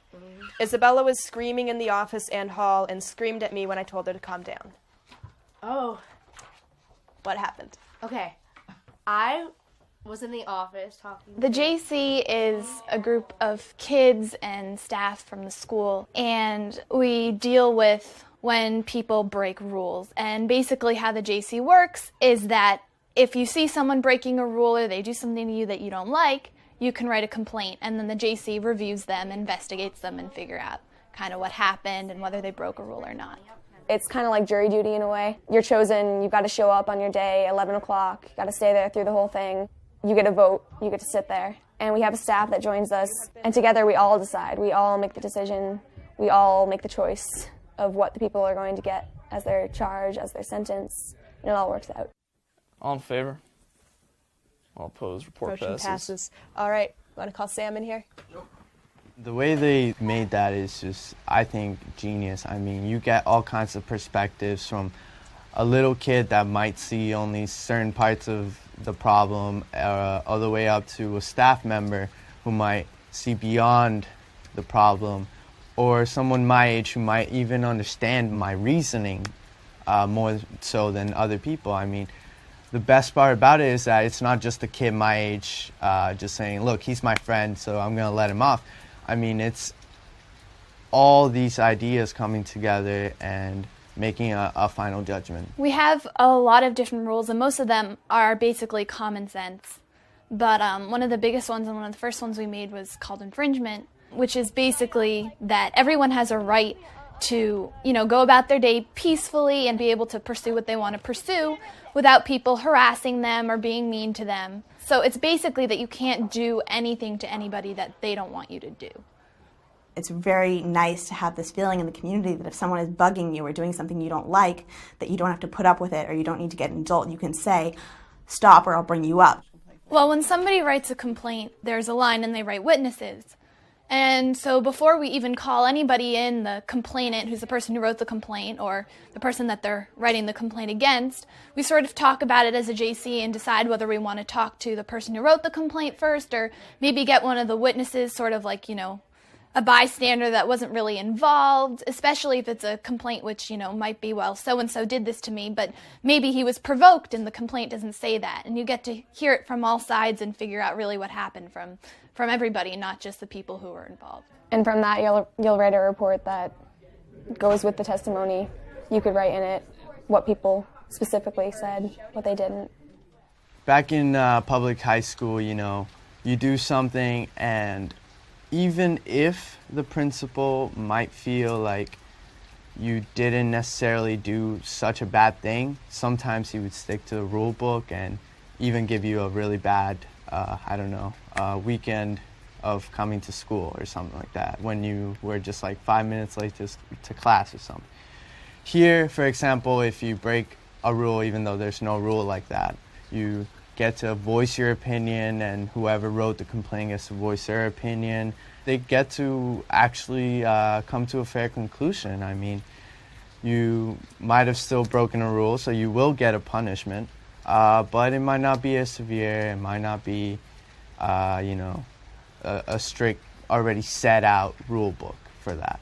So, I mean, that's just the best thing you could really ever ask for, I think, for being a person my age or even a little kid, So I definitely love that part about school, and I respect it a lot. I think there's definitely a satisfaction in, for me, working towards what the truth is, how you're going to get at it, how you're going to figure it out. And once you're done with it, it's an awesome feeling.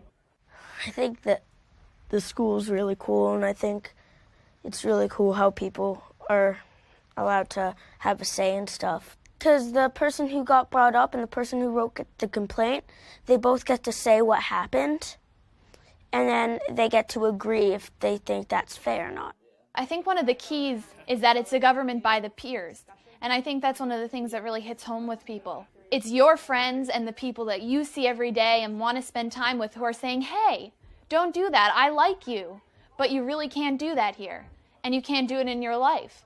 Hey, Nell, could you stand over there behind David? Thanks. There was a Hershey's candy bar wrapper littered yesterday with the initials ED. Okay.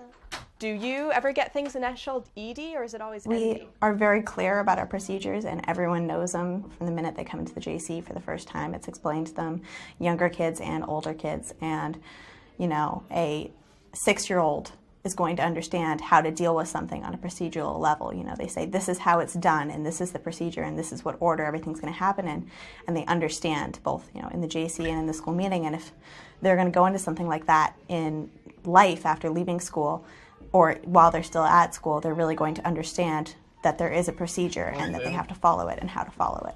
It's explained to them. I think one of the things that sums it up is one of our most important rules is preamble, which says that all school meeting members are responsible for protecting the atmosphere of the school, which is of freedom and trust and fairness and order. That is just how we exist in school. We have a lot of rules, we really do. But all the rules are there to make sure that everyone can exist freely.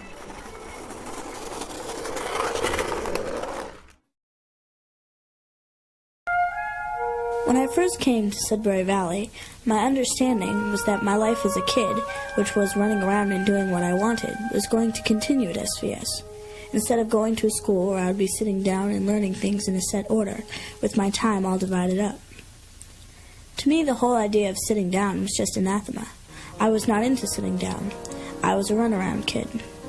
I was outside through most of my early school career, even in the winter, and I couldn't understand how the whole idea of being penned up related to being a kid at all. When you're a little kid, adults seem really tired and slow, and there's this big feeling that that's going to happen to you one day. So you'd better play and have fun while you have all this energy.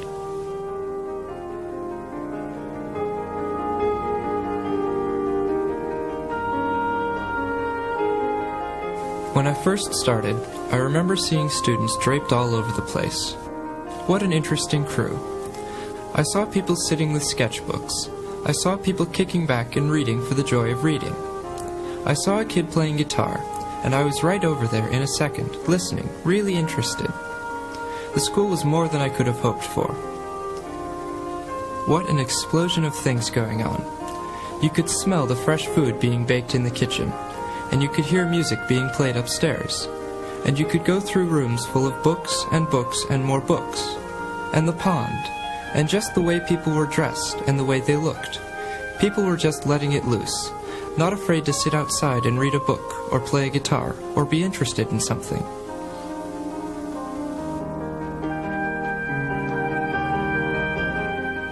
We had our own world. We were solid in our own world. It was a world of children. We were so busy. At Sudbury Valley, there were always older kids who had done things that the younger group was trying to get to. You automatically wanted to be one of the people who could do it too, so you kept trying until you could do it. Everything was always, you have to get one step further. I don't know why. Something naturally makes you want to try, like tobogganing. Instead of tobogganing down this hill, you would toboggan down the hard hill, or you would go over the toboggan jump, or, up at the rocks, you would jump across a wider ravine between two rocks. It was never stagnant. Everything was a challenge.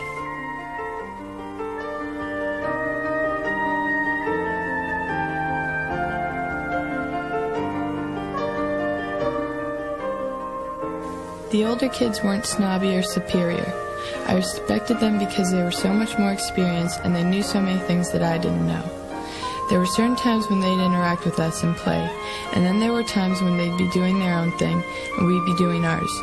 Sort of like different worlds that would come together for a reason and then go back to their own business.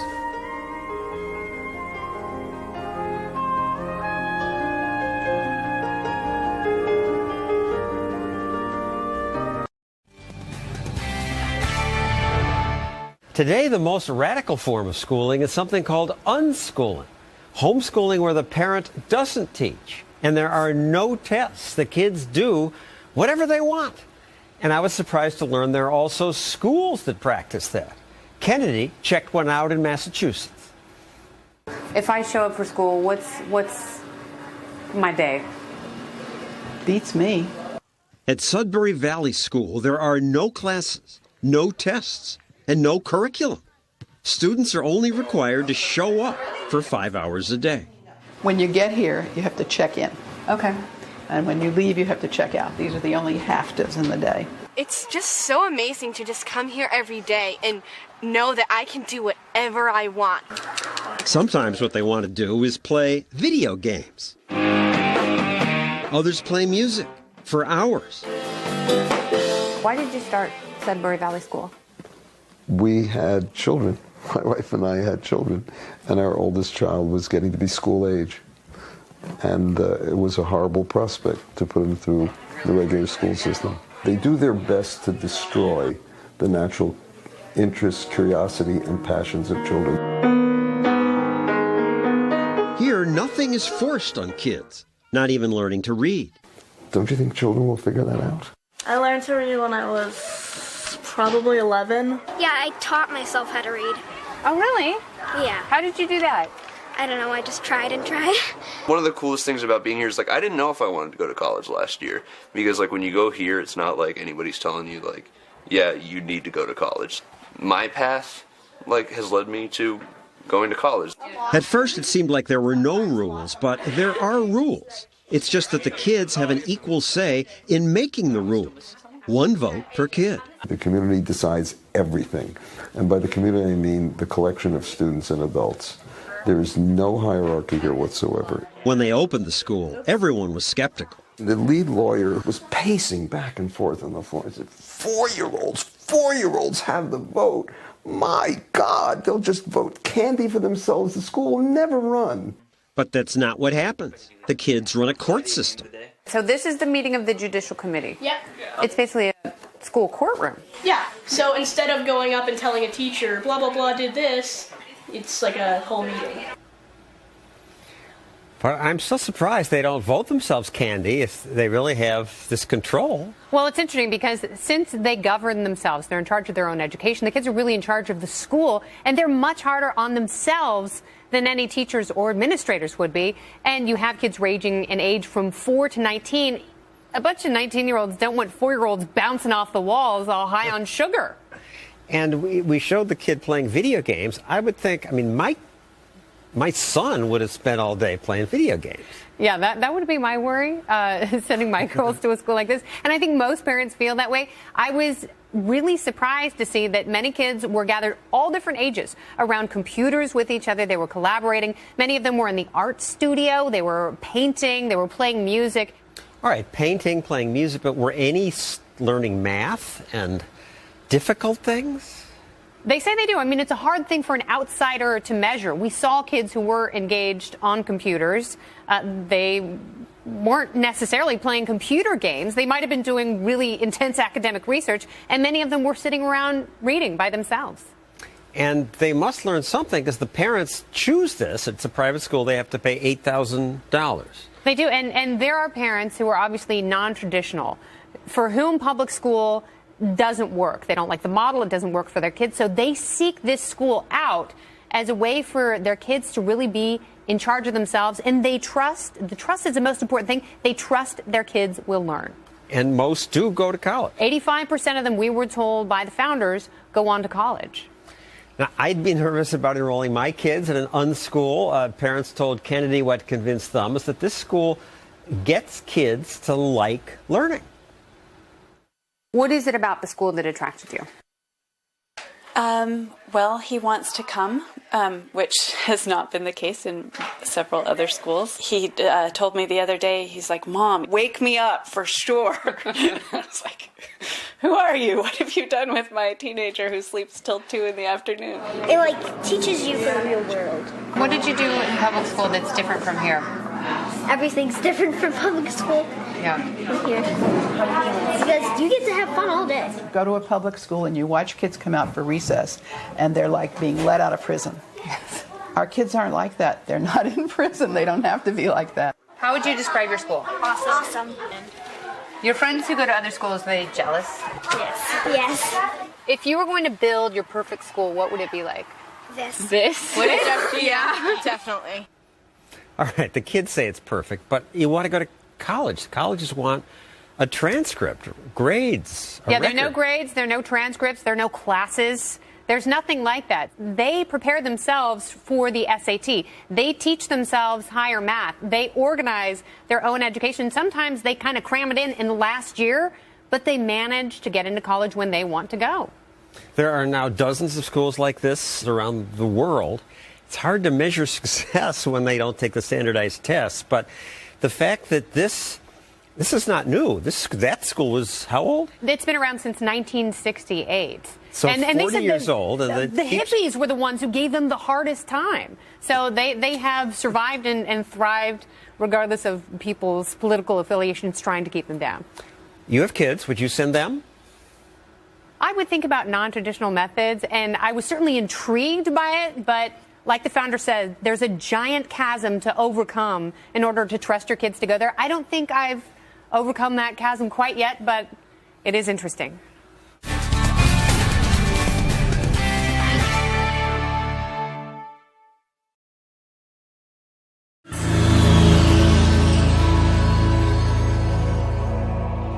What I want to do in the little time we have tonight is to share with you something, an idea, some knowledge that has been the most important thing in my entire life. And an idea that has me totally frustrated and incredibly optimistic at the same time about the future. So to get started, what I would like to do is to, this is going to be a short presentation, don't get scared. But let's start out with the last 2 million years. And what I've done to make that a little easier to grasp in the time we have is to condense that 2 million years into 1 calendar year, just to give us some perspective about where we're going. So we're going to take that 2 million years and look at it as 1 calendar year. And I'll start at the beginning. About 2 million years ago, give or take a million, the first humans took steps, became bipedal, started to move around in a different way, and began the human journey. January 1, the Stone Age. We spent quite a bit of time hunting and gathering, and it was not until November the 19th that we discovered fire that we could control, heat our homes, cook our food, protect us from predators. But by December the 29th, agriculture had been invented. And all of a sudden, cities emerged and people living together and sharing and collaborating. That was a very incredible invention of people, agriculture, on December 29th of that calendar year. On December the 31st was Rome, Greece, the advent of the idea of science, of replicatable knowledge, that somebody could investigate something that nature did, understand it, and then take that knowledge and put it to human use. Big idea, because we at that point could move to 1105. Because now people started to gather together and apply those ideas in a mass way. And they could replicate the results of these ideas. And a very important part of the science idea itself is to find something and then be able to repeat it in a very predictable way. That was critical. And of course, we had to, since we're building a lot of these factories, we had to build factories for human beings too, called schools. So we could manufacture people that could work well in the factories. And that was an extraordinary and important idea, because starting at 1105, in the last few minutes, all hell broke loose. And we have moved in such a fantastic way during that period. In those last few minutes, think about just 100 years ago, most people living in America lived in poverty. Very few people had indoor plumbing. Very few people had electricity. In the last 100 years, in the last few minutes of that calendar year, it's incredible what has happened during this period. And that has produced so much progress that we have now turned success into failure. Now that knowledge has spread itself all over the world, and people are pushing up against each other a little bit, in the sense that a third world country can do just as well producing something as we can. And that produces a problem. And we're now facing a period in history where no institution is not facing profound, turbulent, unpredictable change. And that's everywhere in the world. So what do we do? Because we have all these old answers, but they don't seem to be working the way they used to. Well, a few years ago, about 60 of the leaders in industry in America got together and started a study to say, okay, with this new kind of world that we have, with the internet, with all the satellite communication, with telephony, there are many more telephones in the world than there are people at this point. What does America do? And I won't try to go through the whole study, but the result was, they said, there's only one possibility for us to succeed as Americans, to be competitive, and that is to innovate, and to innovate continuously. And that's really what I want to share, because we have been looking at what it is that's behind that process of innovation, creative thinking, what we can do with our brains, what is that, the possibilities of that resource that we all have in these heads of ours. The thing that changed everything for us in trying to understand creativity is that somebody from NASA came to us, the deputy director, and said, look, we have a lot of people working for us. We need some way to select the people that are the most creative so they can go on the teams that are facing the toughest problems. Can you give us some kind of an instrument, a test or something that we can give to find those people? We didn't have such a thing, but we developed it, we applied it, and it was very predictive. It worked really well. But the idea emerged that, gee, we still don't know where creativity comes from. Is it that some people are born with it and others not? Or is it learned? Does it come from our experience in life?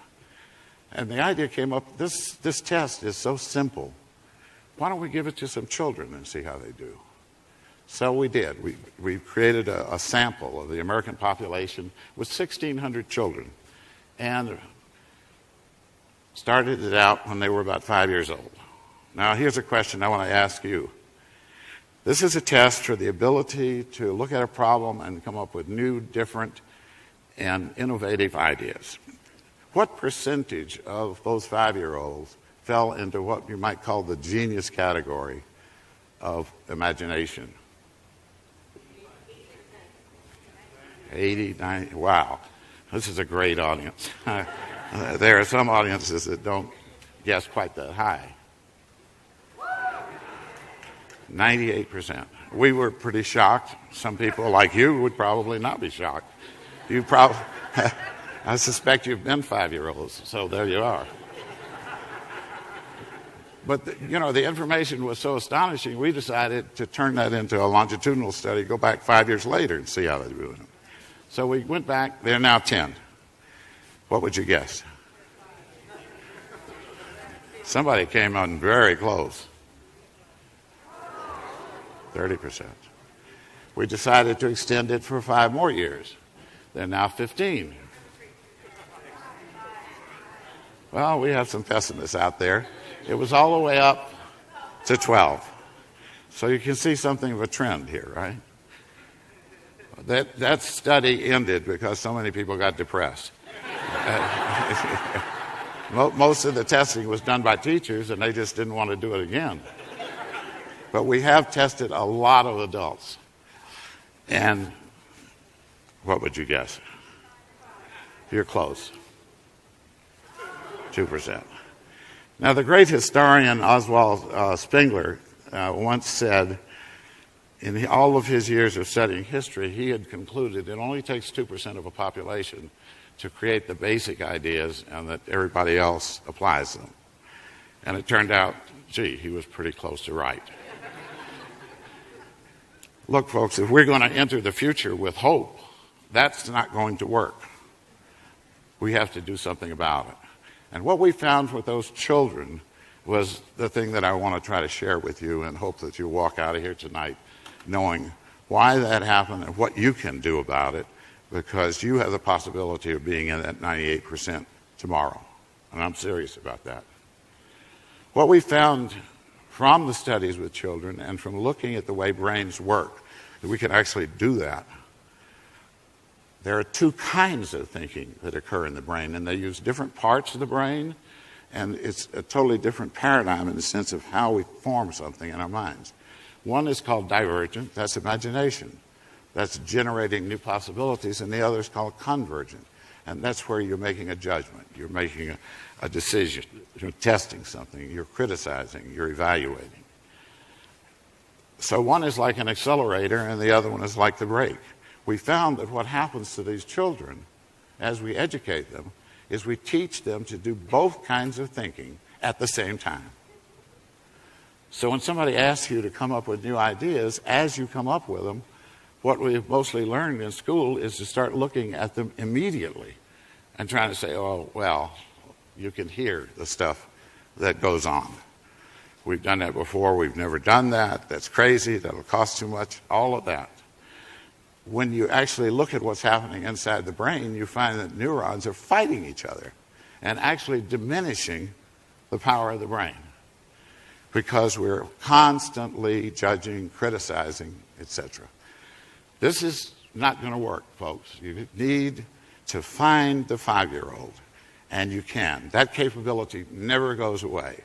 That part of the brain that produces this wonderful imagination is something you exercise every day when you're dreaming. So the great designer said, I'm going to put that mechanism so they exercise it every day in case they ever need an idea. You've got that capability, absolutely.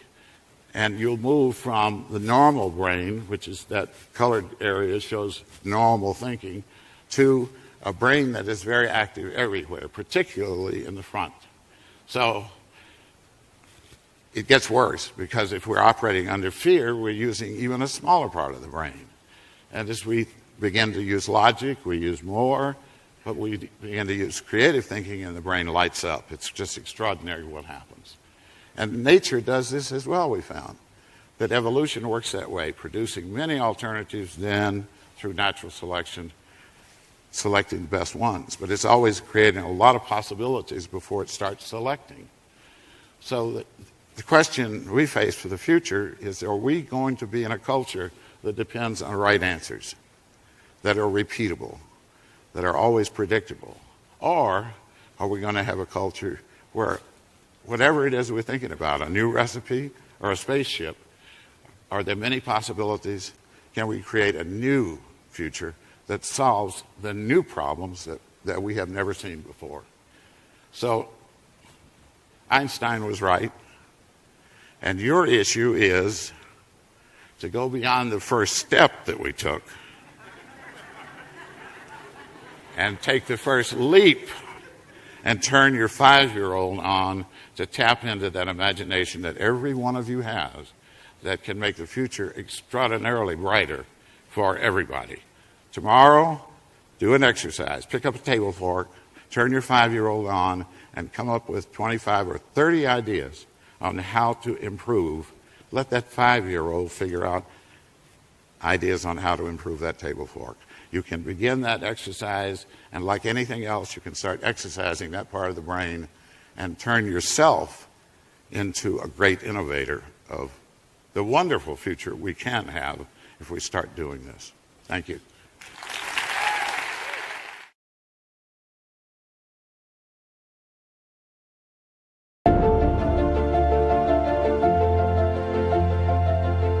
Inside our bodies are chemicals that are trying to get us to do things that are in the best interest of us.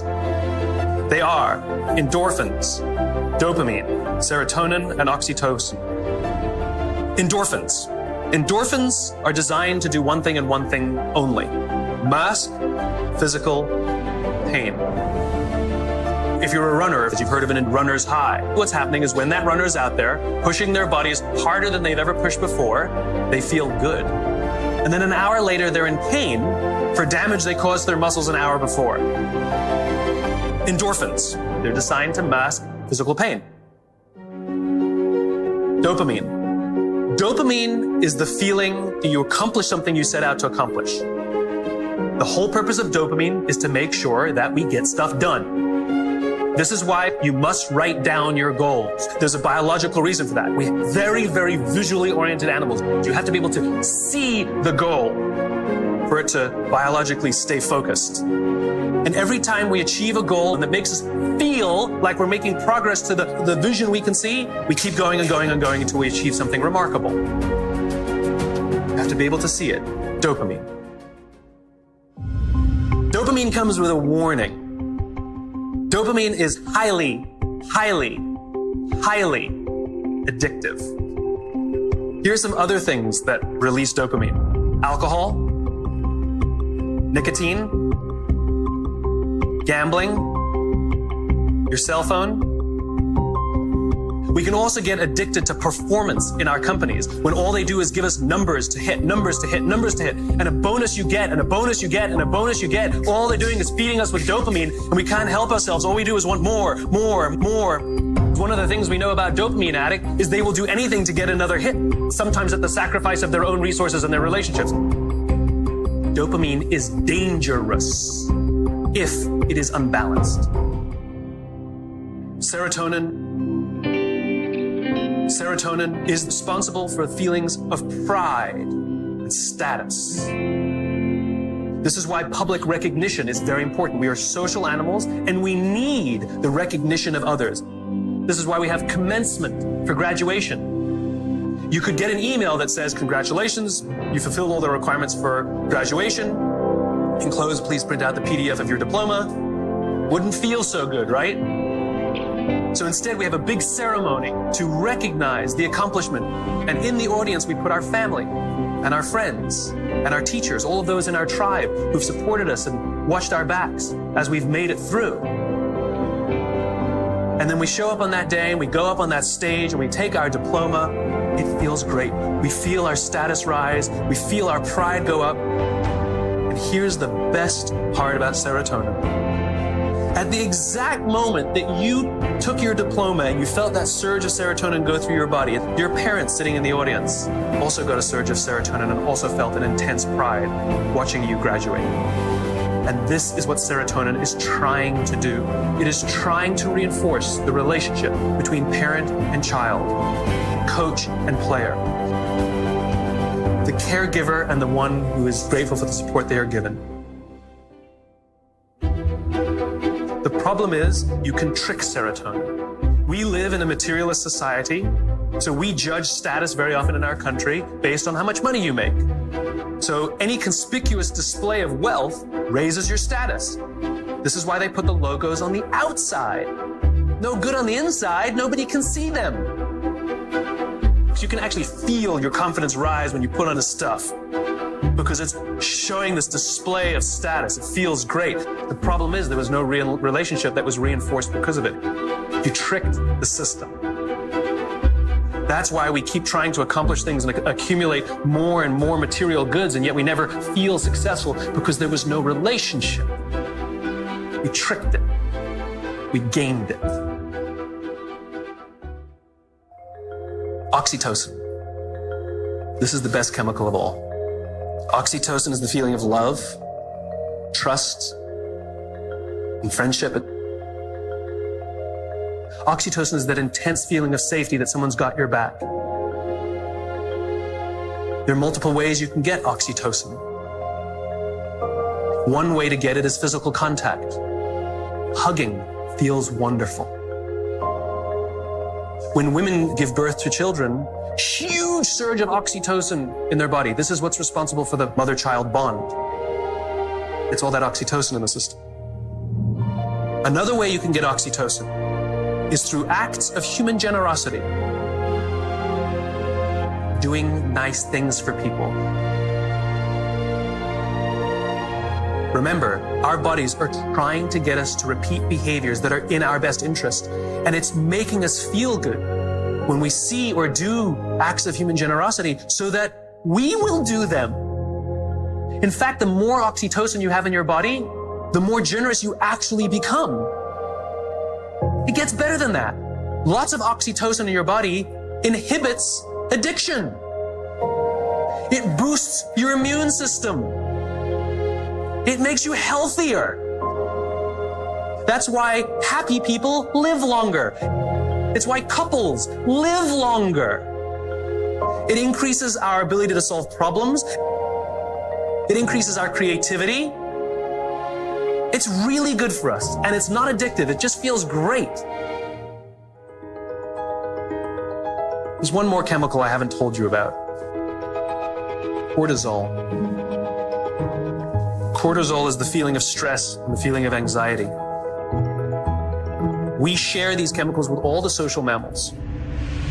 Cortisol is designed to keep us alive. It is the first stage of fight or flight. It makes us paranoid. It makes all of our senses hyper-attuned to look for danger. It injects glucose into our muscles to make us stiff and ready to go in case we need to fight or flight. It increases our heart rate like crazy. Cortisol, to get all of that extra energy, it needs to shut down non-essential systems. So it shuts off things like growth. You don't need your fingernails to grow at that moment. It shuts it off. The other thing it shuts off is our immune system. Don't need it in that moment. The problem is you're not supposed to have cortisol in your system all the time. You're supposed to have it in and then gone. One of the things cortisol does, it inhibits the release of oxytocin. Biologically, if you work in a high-stress environment where you don't feel safe, you are biologically less empathetic and less generous. Alcoholics Anonymous has been highly effective for decades. Alcoholics Anonymous knows that if you master all 11 steps, but not the 12th, you will drink again. The 12th step is the commitment to help another alcoholic. Service. Service to another. Oxytocin wins. Serotonin wins. The more we look after each other, the safer we feel, the more we feel like we belong, and the more we will work together to confront the dangers outside.